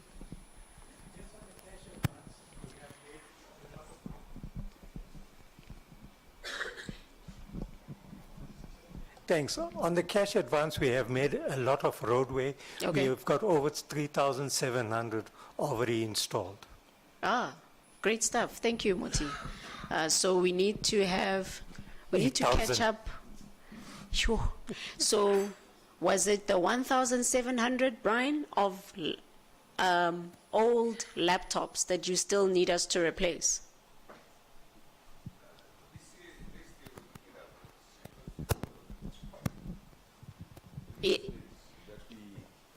Yes, but the 3,700 that he has replaced, you still have a backlog of Yes. old assets. Yes, we have. We still have. Is the 1,700? For 2023, we're looking at about between 3.5 to 4,000 Laptops or desktops? laptops. Laptops. Yes. Desktop And- also the same. And we still have the problem that Thevan has been trying to help us solve. Thevan, where are you? You know the one where we've got the new machines, we can put in the antivirus, we can put in the Intune. Yeah, but the older machines, which are probably in that number that Brian is talking about, we have this gap. Yeah? So we have older machines that are running older operating systems Yeah. that are not supported by the newer technologies that they're Yeah. rolling out. So we have enrolled about 4,000 devices into Intune. Yeah. And we've enrolled about 6,000 devices into Defender for Endpoint. Which includes the BitLocker. BitLocker is part of Intune. Okay. Defender for Endpoint is part of Threat Intelligence. Ah, okay. So we still have a lot of work to do then. We have a huge gap. So we're replacing nice, but we have old assets problem, and we have a gap there. But that's why, Maroti, we put the budget that we put, yeah? For desktops and for laptops. Okay. Yeah, and while we're catching up with that one, the other 3 years is already coming to bite us. Thank you, colleagues. Any other insights that we want to share? No? Okay. So let me tell you a little bit that the Moodle team that we went to the conference with, they've shared with you what we experienced at the conference. Oh, Monica, I think the report that I did for the conference, please share it with everyone. Ne? So we learned a lot. Some of the insights you'll see on that report are some of the things that I would like to engage further with Prof. Moza and Prof. Mkuchini and Prof. Labuskachne, who were there with us. Some of the stuff, it's stuff that we can do. We've already started the action. Tabo is going to represent us so that we are part of Moodle Users Association. And what is not in that report, but has definitely come out of that, is Moses is leading the charge for us to host Moodle Mood Africa. It will be the first one, and I really, really am looking forward to making that a success. What I also learned from our US trip that the VC took us on, we were a delegation from UNISA, the Dean of CSET, the Dean of CAIAS, myself, Mr. Mutebele, VP Operations and Facilities, as well as the academics from CSET Prof. Tomben, who is the chair of Department for Engineering, Chemical Engineering, and then Prof. Tsotetsi Nkambule, who is an associate professor in zoology, the VC herself, Prof. Masinya from the VC's office, and Mr. Sbeko, who's the acting ED in operations, and Tabile, and Rendani, who is is she a PMO lead? Director, projects. In Mr. Mutebele's office. So we visited University of California, Los Angeles, and we visited University of Stanford, or Stanford University. Very enlightening trip. We were sharing about it in the MENCOM and the EMC yesterday. I'm looking forward to areas of collaboration. Jonas Togozani in the areas of unified communications. I think it would be good for us to pursue the conversation with UCLA in terms of what they've done there. They're very good at managing their physical infrastructure, their buildings, and how they're able to make money from it. They're so good that Real Madrid, to prepare for the World Cup, trains there, where their students play soccer. Real Madrid plays there, and some other English team. And now they've secured a contract for other teams to come and train there because the Soccer World Cup is going there in about 2 or 3 years' time. So they're very effective in managing their infrastructure. They generate their own electricity, 75% of the electricity on their campus. They've got a co-generation plant. Same with Stanford. They generate their own electricity from thermodynamics, from water, basically. So they don't use any fuel. No gas, no petrol, no diesel to generate their electricity. They cool their buildings with water. They've got pipes going everywhere, pump cold water. Where there's water that sort of, sometimes you're in a room and then you see water gathering on the windows. They've got ways to gather that water and take it back to the plant so that they can cool more places or warm up more places. So a very enlightening trip. So on the UCLA side, I'd like us, when we come back next year, I think we are able to pursue a conversation with them on the target we have set in the portfolio operational plan for unified communications. Jonas Togozani Musa. Yeah? No? Kwena? Okay. Musa, right. So So I think that's a good area in Stanford. Jason, when they can't solve, if they think of a problem to solve and they can't find a piece of software that they can buy, they simply write it and GNU license it, open source license it. So they told us about, I'll share the link with you, as a piece of open source software that they wrote because in their library, they wanted to gather all the artifacts that they have since the university was established. And they couldn't find software to render that, those artifacts, so they wrote it themselves. And they put it out as open source. They wrote some other piece of software that they showed, and they open sourced it. So they have this very entrepreneurial spirit, which kind of explains it because the guys who invented Google studied there.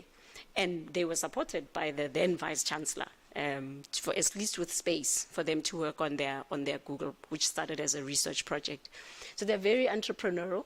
And I think it's something that I would like us to generate in our team. Hence, contributing new source code into the Moodle community is something we need to work on.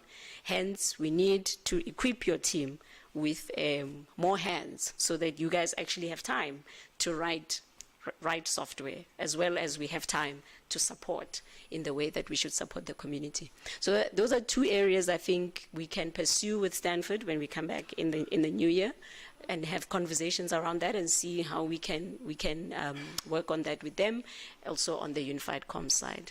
So colleagues, that brings me to the end of what I wanted to share today. And once again, I would like to thank you for your time. I think the next item, Program Director, is for us to acknowledge colleagues on positive contributions. So I'm looking forward to that. You must tell me where I need to stand.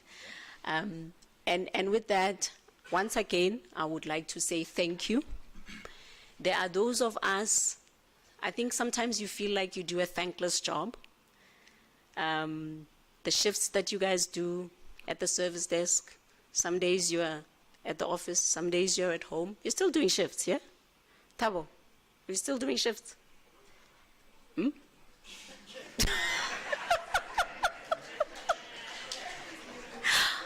Did I catch you napping? It feels like a thankless job, especially in winter where you feel like you sit so close to each other, you know. It's like, really? Are we going to be this close to each other? But I want to say thank you.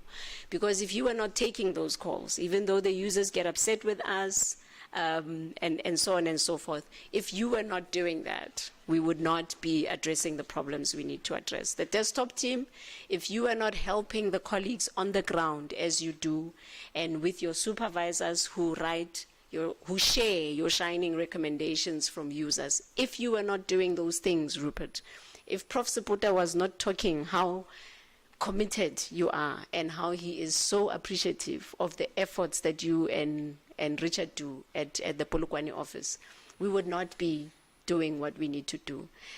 So colleagues, thank you. For all of you who feel like you do a thankless job. Gwena, you guys are in the data center. No one hardly ever gets to see you, except Gwena is a people's person. So people get to see him a lot. But it may feel, you know, is Elodia here? Elodia? Oh, okay. Devan, it may feel like people don't see what you guys do. And I saw your email about the maintenance. Get to it. Thank you for the work that you do. Adrian, thank you, colleagues, for the work that you do. Moti, thank you for the work that you do. The assets team, I know it's difficult, you know, it's been kind of funky sitting in there with lots of old assets. Feels like an accident waiting to happen. But thank you, Zolani, for the work that we started to sort all of that out. Moses, Maroti, Brian, Troy, my colleague, remind me your name again. Mangwan, and others who work in the asset team, thank you for the work that you do. Because of the work that you do, he has been able to replace 3,700 laptops because of the work that collaboratively that we are doing, and we need to continue to do more of that. Thank you to Musa and the two guys. I think it's only two guys that you work with in security. yeah? The thankless job that you guys do, all the vulnerabilities, all the scary, potentially scary things that would keep us all awake at night that you have to sort out. And it feels like no one sees you. Thank you.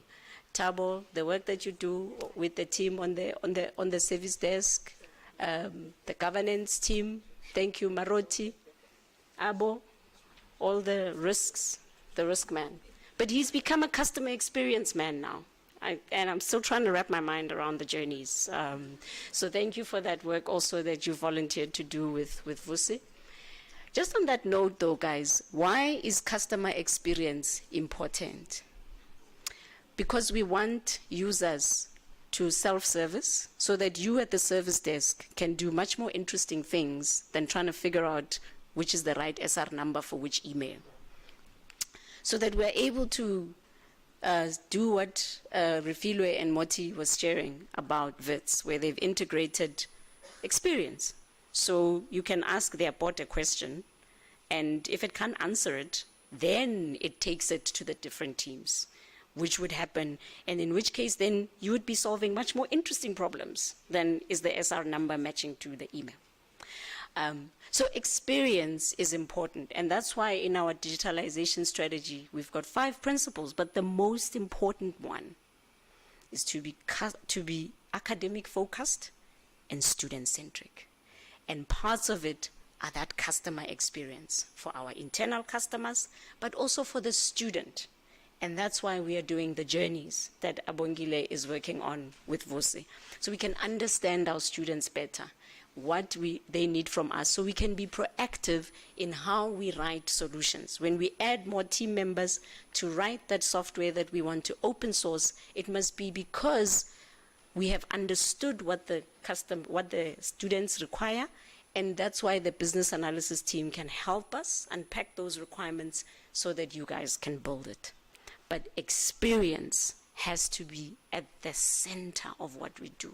We have to drive engagement, because the academics feel like we don't really care about what they do. We want to tell them about the SR number instead of really understanding what they do. And the more we focus on experience and engagement, the more we're going to pivot and turn that around. I know it's killing you, right? It's killing the users. It's killing me. So, colleagues, on that note then, happy holidays. Thank you. Let's take the time to acknowledge our colleagues. And then after that, I think we can let loose. Okay, Moses wants to say something.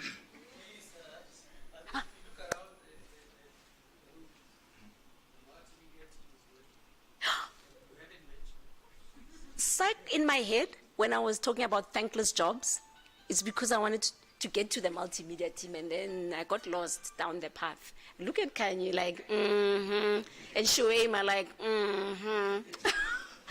Multimedia team, you are there when Dia has all the events. How was the trip to Ethiopia, Shuema? Looking forward to the pictures. You are there when Dia has the events, when we live stream, when the professors do their inaugural lectures. There are so many things that you guys are a part of. And yes, I'm sure, I think it feels like a thankless job. Yesterday, is Veli here? Veli, are you here? Oh, okay. Thank you for the video. Moses, you saw it at the EMC. Maroti, you saw it. It was good, right?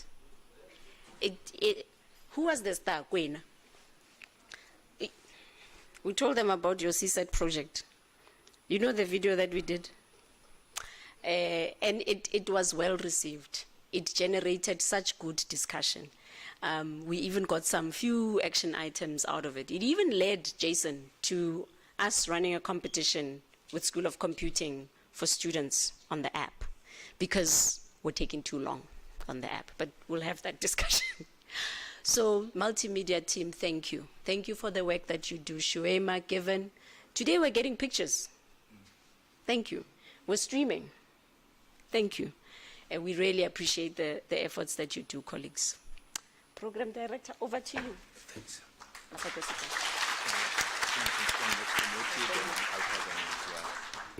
Thank you very much to the CIO. So in terms of the agenda now, we're going to formally recognize excellent performance, and in doing that, I would then read the names of the people that are going to be getting something from the CIO, and then once I call your name, you can come to the CIO. She would give you something. I don't know what it is. She'll give you something, and then a picture would be taken of you.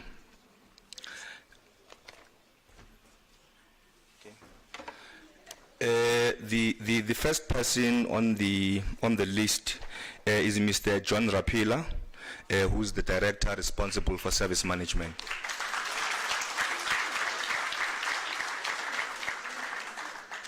Did he decide to run away?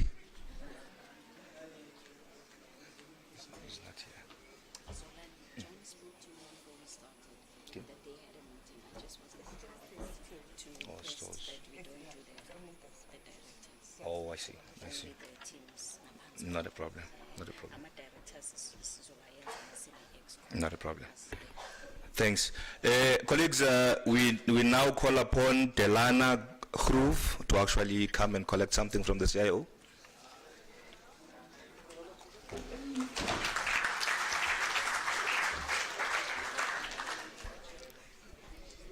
She's not here?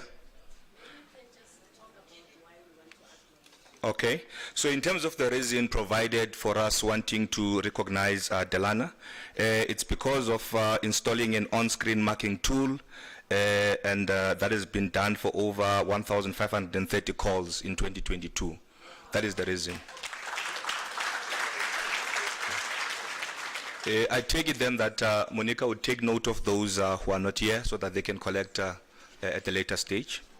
The next person is Barbara Sihlabo and Everett Moore. The reason for her to get something, it is because of being a good team player on P10, but doing very best job. The next person is Everett Moore. Not sure if he's here. Not here. Okay.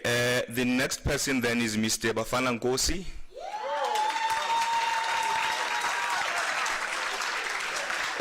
The reason for him getting something, it goes out of his way to assist users after hours and weekends. So I take it doesn't have weekends, Bafana.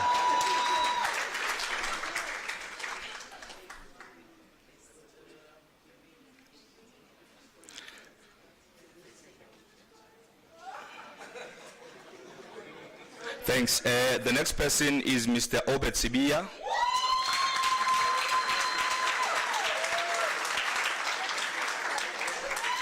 The reason for him to get something, he also goes out of his way to assist users after hours and on weekends.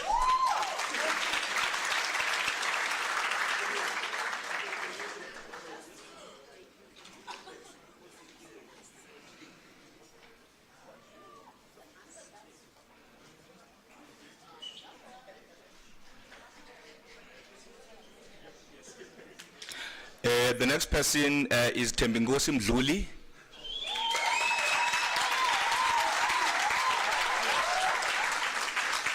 He also goes out of his way to assist users after hours and on weekends.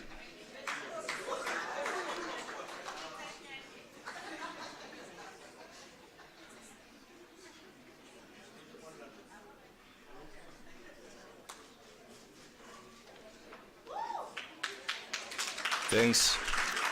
The next person is Kabelo Mukhata.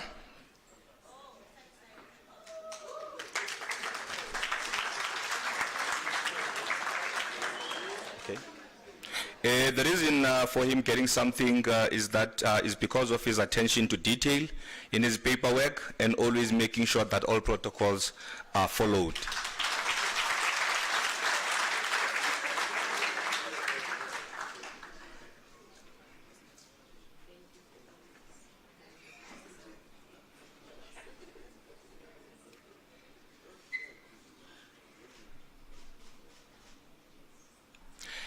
The next person is Yapi Sono.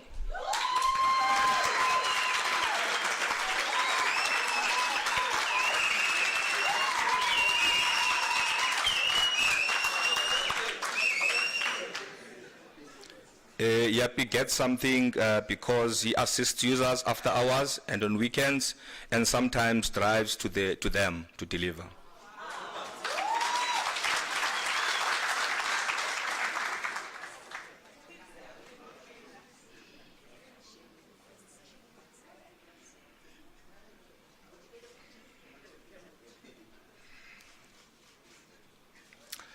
The next person is Leon Govender.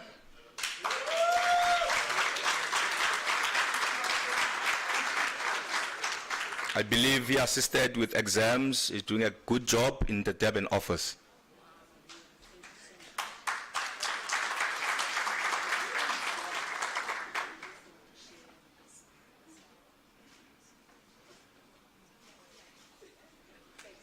The next person is Mr. Richard Monama.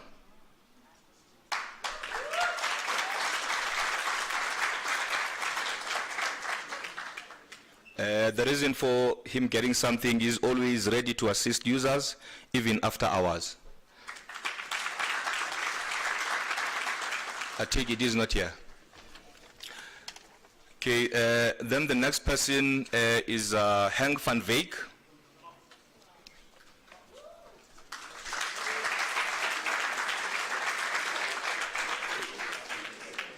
The reason is a very long one, but I'll try to read it. It says here, Mr. Van Veek has displayed ethical leadership and dedication in providing an exceptional service with regards to the cash advance appointment scheduling, of which he has been doing from the inception of the project. That is the reason that he's getting something. Next person is Elijah Msaba.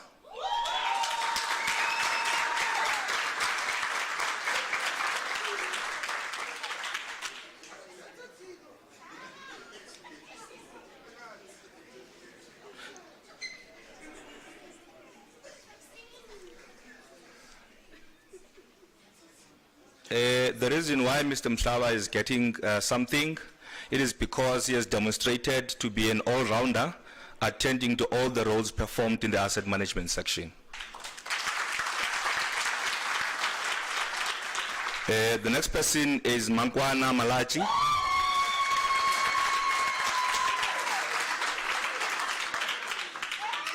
The reason is that she's been a very reliable employee whom anyone can count on.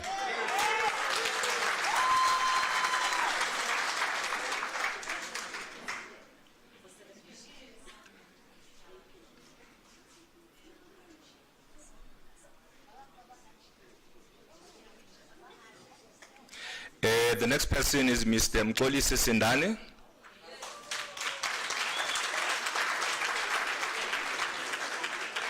The reason for him getting something is because he takes initiative and is committed to ensuring that service delivery happens.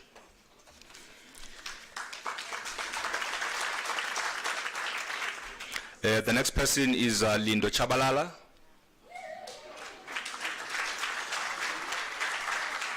And the reason behind her getting something is because she's innovative in her thinking and is always initiating new ways to improve on service delivery.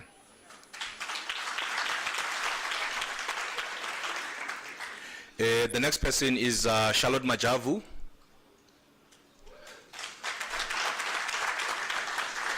Brian, has your team decided to boycott the function? None of them are here. The reason why Ms. Majavu has been given something is because she has been resourceful and impactful in leading ICT finance and procurement team.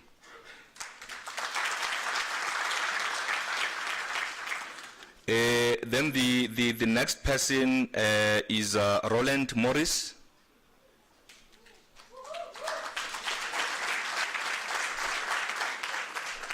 I take it that Roland is a good employee. There's no reason provided. The next person is Joanna Small.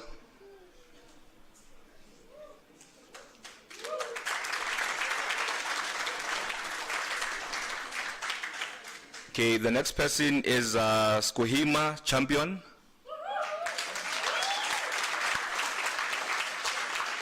There's no reason provided. I take it that it's because of taking good pictures.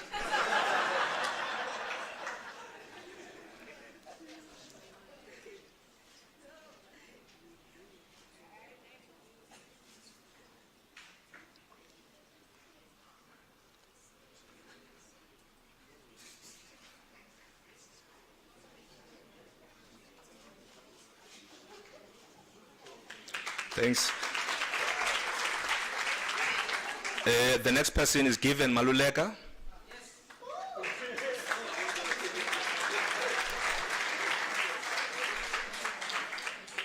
Unfortunately, Given, you can't take your own picture.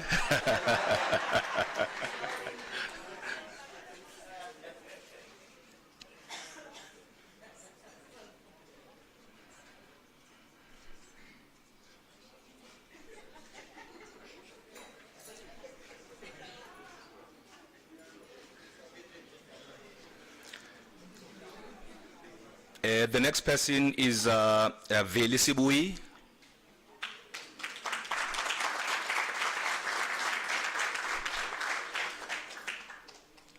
If Veli is not here, then we'll go to Lufuno Musumeli.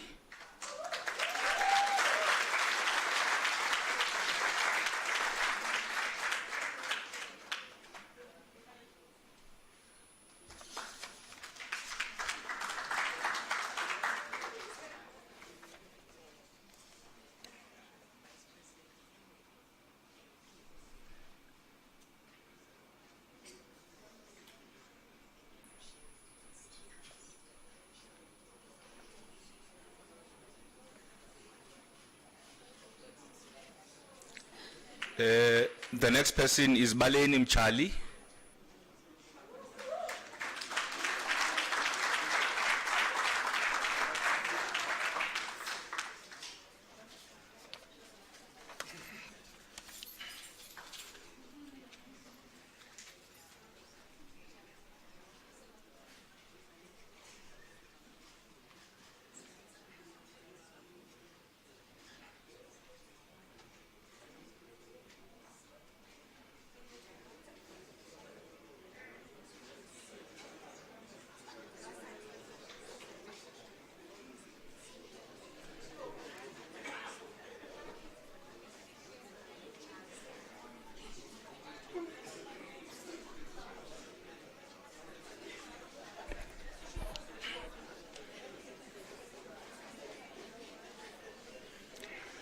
The next person is Comfort Mtuduzi Katamzi.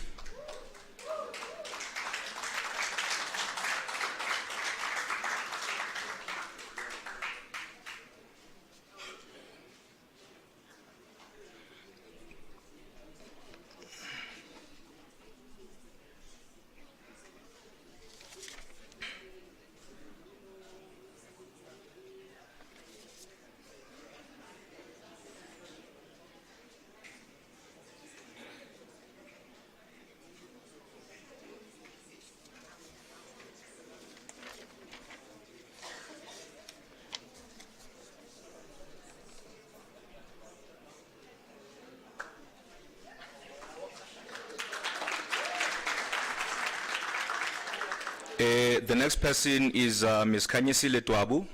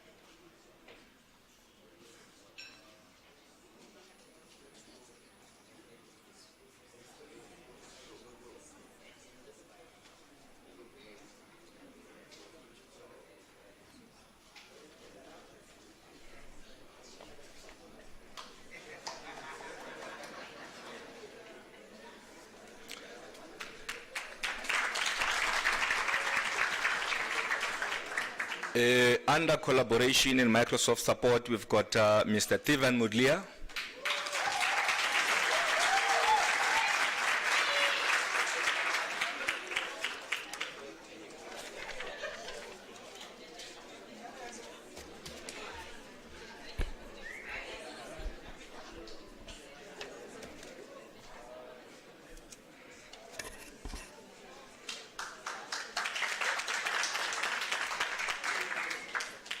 The next person is Desmond Kachepi.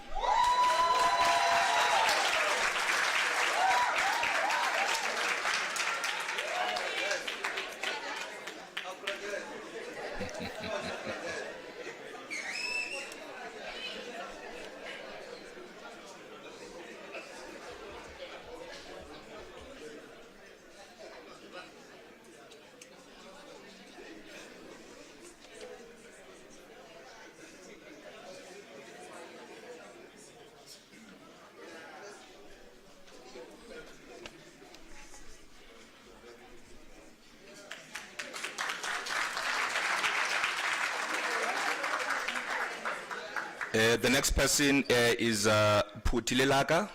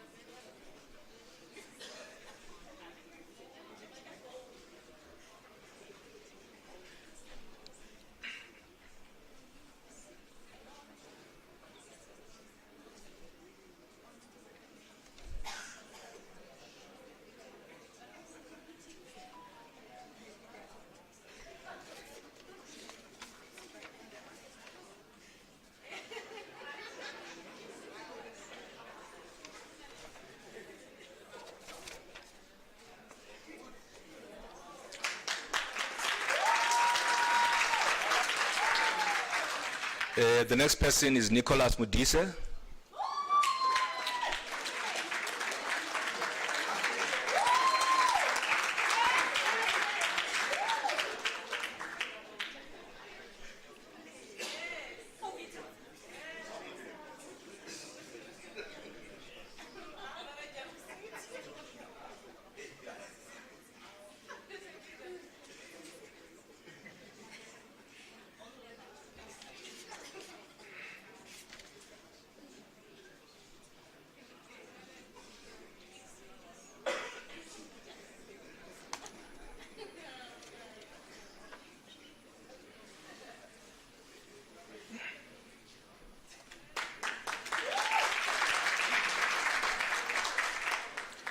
Under the network support team, we've got Peter Brongost.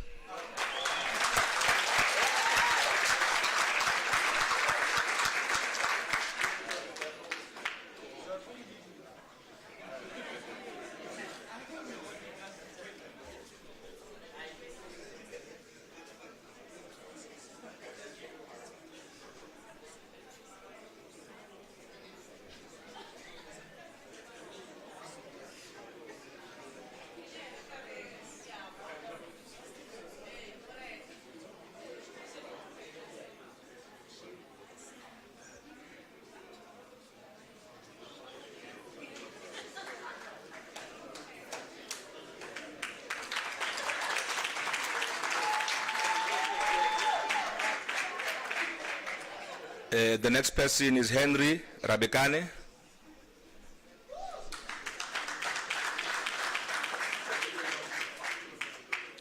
The next person is Tumiso Matia.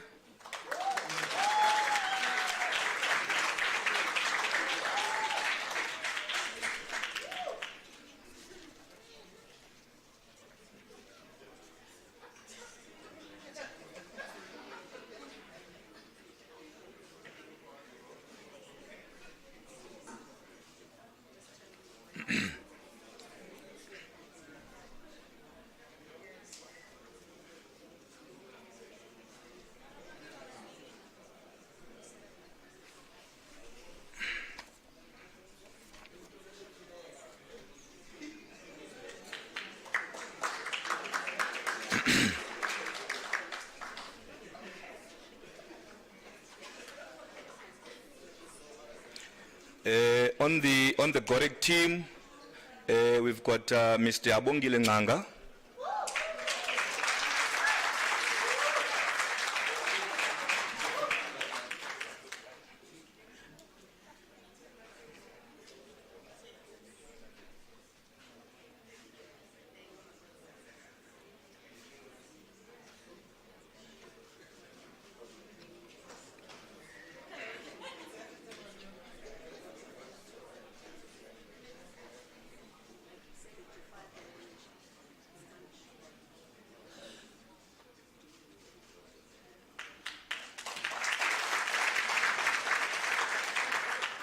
The next person is Ms. Janina van Zyl.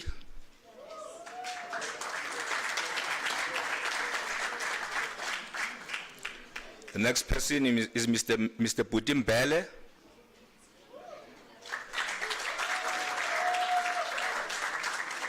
The next person is Ms. Murungwa Makamato.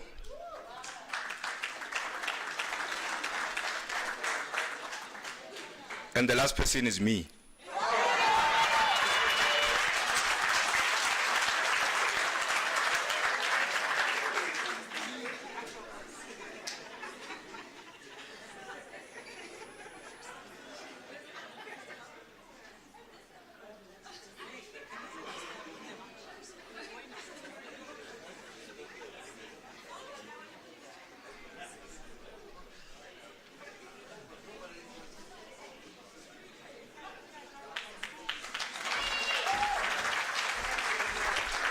Back to my duties. The next person under business analysis is Mr. Salim Abdullah.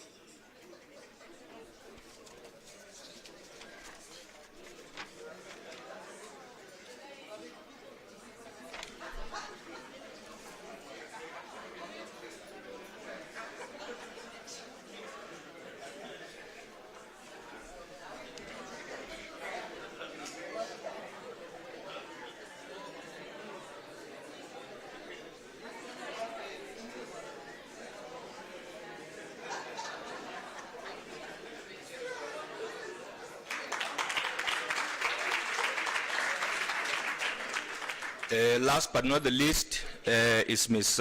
Francette Mayberg.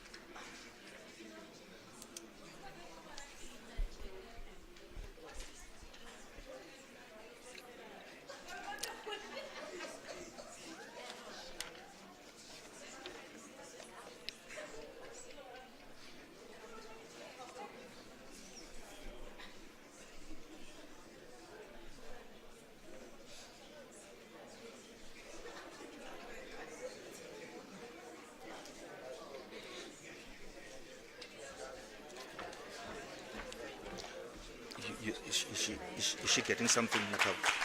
That's it. The next person is Mpong Ngube.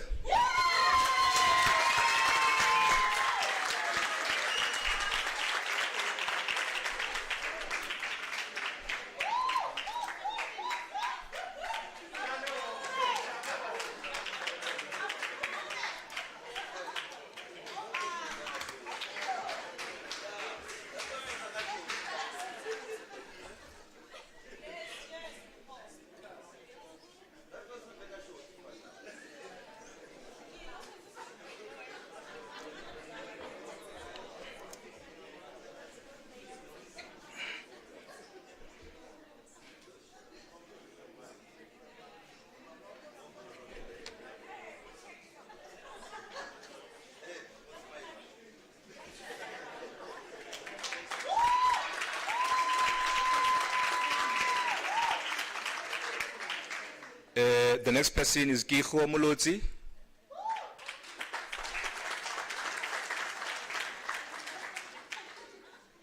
It looks like Keiko is not here. There's some token of appreciation also for the CIO. If Mr. Schaich, you don't mind, you can come and hand it over to her.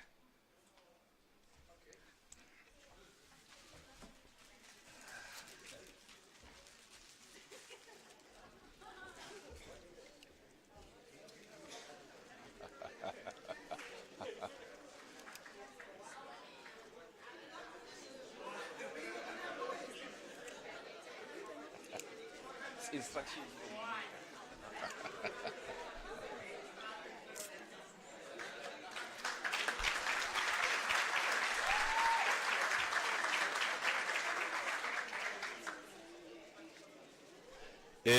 Colleagues, I think we've come to the end of the acknowledgement for positive contributions.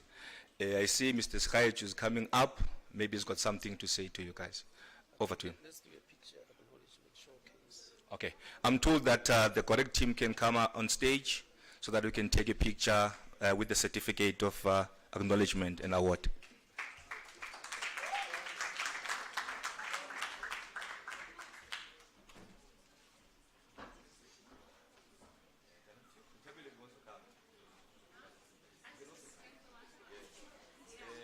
John and Philip can also come.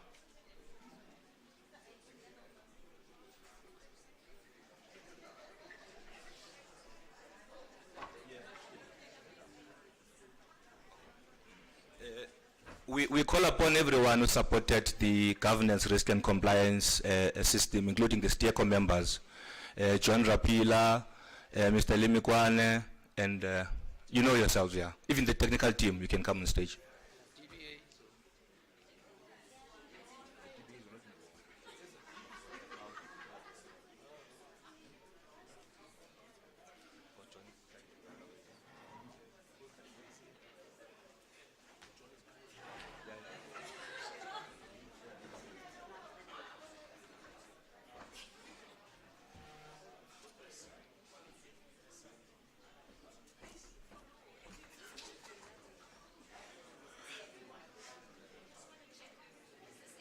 Looks like everyone. Most of them are not here.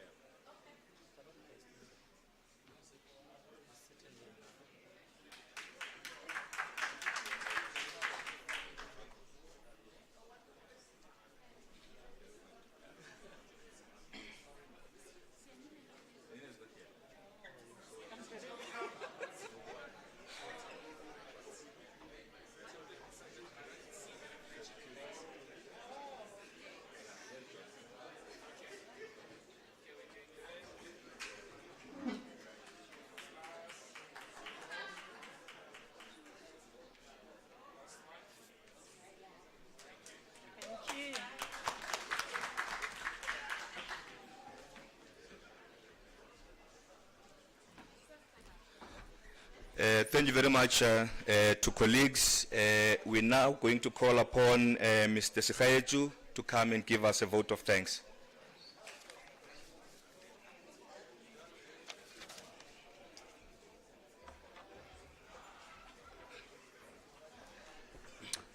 Colleagues, we've come to the end of our session.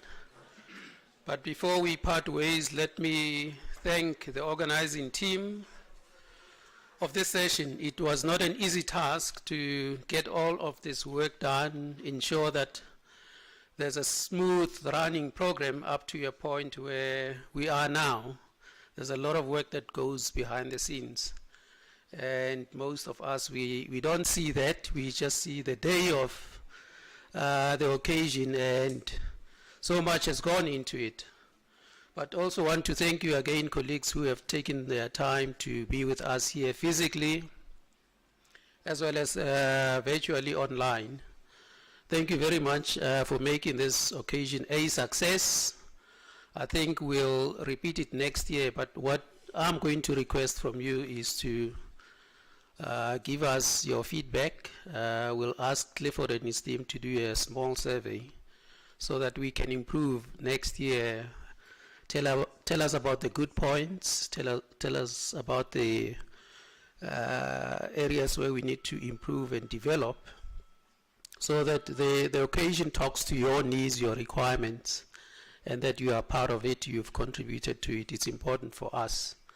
It's part of the customer experience that we want to build. So expect that mini survey not too long, between now and January. But what I also want to emphasize, colleagues, we've been rewarding performance. I think all of us are winners in this team. Is not to say those that got something are winners only. We've worked hard throughout the year to contribute to the successes that we have, and thanks to all of you. Obviously, in a match, in a competition, there are those come first and second and so on. I also want to emphasize next year, colleagues, we've heard the CIO say that our APP has been approved by council, and that for me is setting a very good precedent going forward, to say when we close the year we already know what's coming in the next year, so that we can start preparing ourselves. We will finalize the POP and the DOP when we come back, but what I'm going to be expecting from you, all of you, is to have your performance agreements concluded latest by the end of February, no later than that. And including the CIO, I'm going to hold her accountable to make sure that her performance agreement is done as early as the end of Jan, because it sets the scene for all of us. And why I'm mentioning that, it's important to do that early in the year so that we can measure performance correctly. To sign an agreement in July and have to do a mid-year review at the same time does not work for me. Maybe it works for some of us, but it's really a culture that we need to change. Luckily, the strategy unit is working with us to get these things done early, so that when we start a new year, we are all set, we know what we need to do, when we need to do it by, and what the outcomes are expected of all of us. And in that way, we can come back next year this time and reward performance correctly, because it's part of what we want to reward. So latest 28 Feb, I will, with my team, be doing a spot check, sampling, and see who has done, who has not done, so that we can be on the same page. Having said that, it's holiday season, colleagues. I think most of us are finishing work this week. We're going to be hitting the road, various places. Please do take care as you hit the road. Don't touch that drink until you get to your destination. Then you can enjoy it in one piece. And we can see you next year when we come back. And with that, colleagues, on behalf of ICT Exco, I would like to say thank you very much for your contributions, and enjoy the holiday season. Thank you.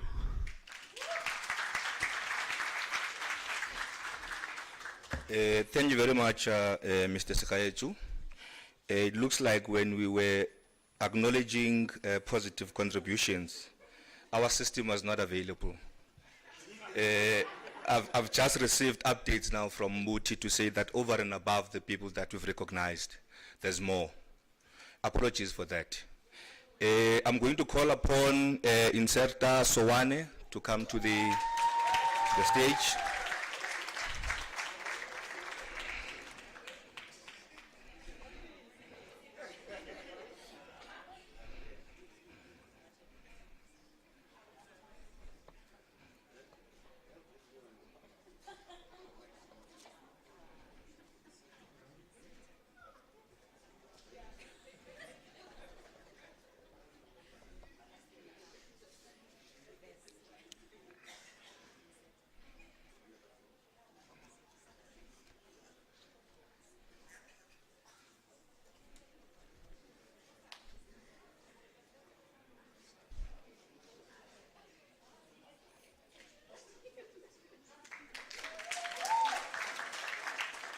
Thank you.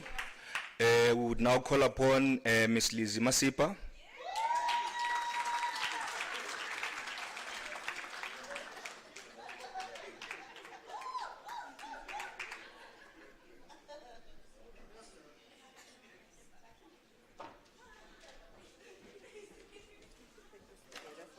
Okay, sure.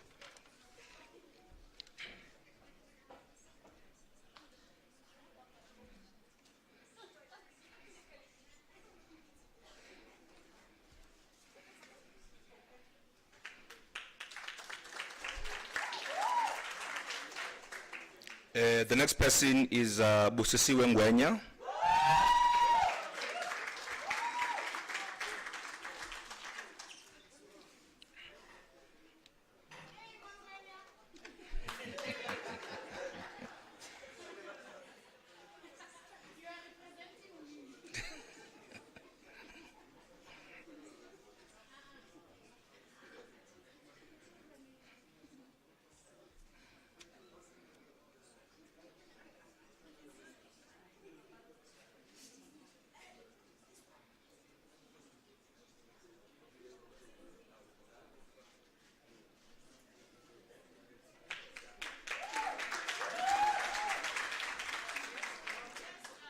The next person is Busiwe Nosipiwo Mgaga.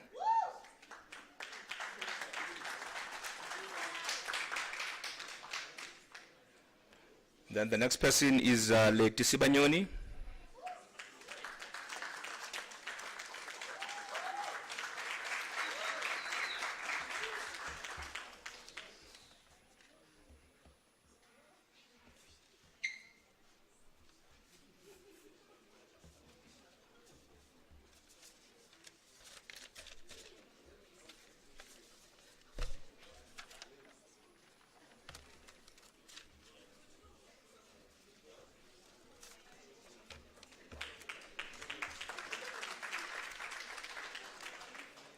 The next person is Ms. Kerina Mukwena.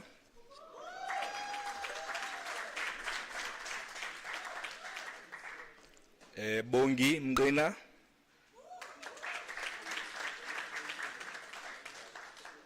And lastly, Nikki Mungei, or Mungai.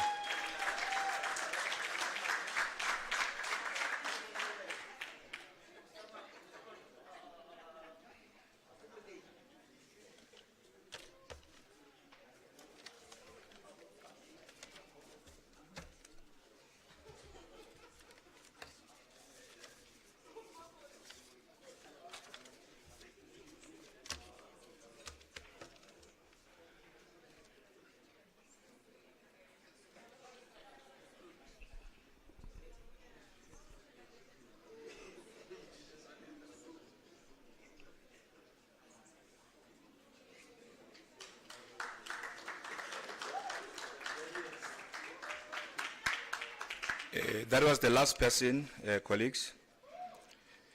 The next item then on the agenda is closure by the program director. And in closing, I would like to thank all of you for having attended the function and being a great audience. And lastly, I would like to thank myself for the great job that I've done. Thank you.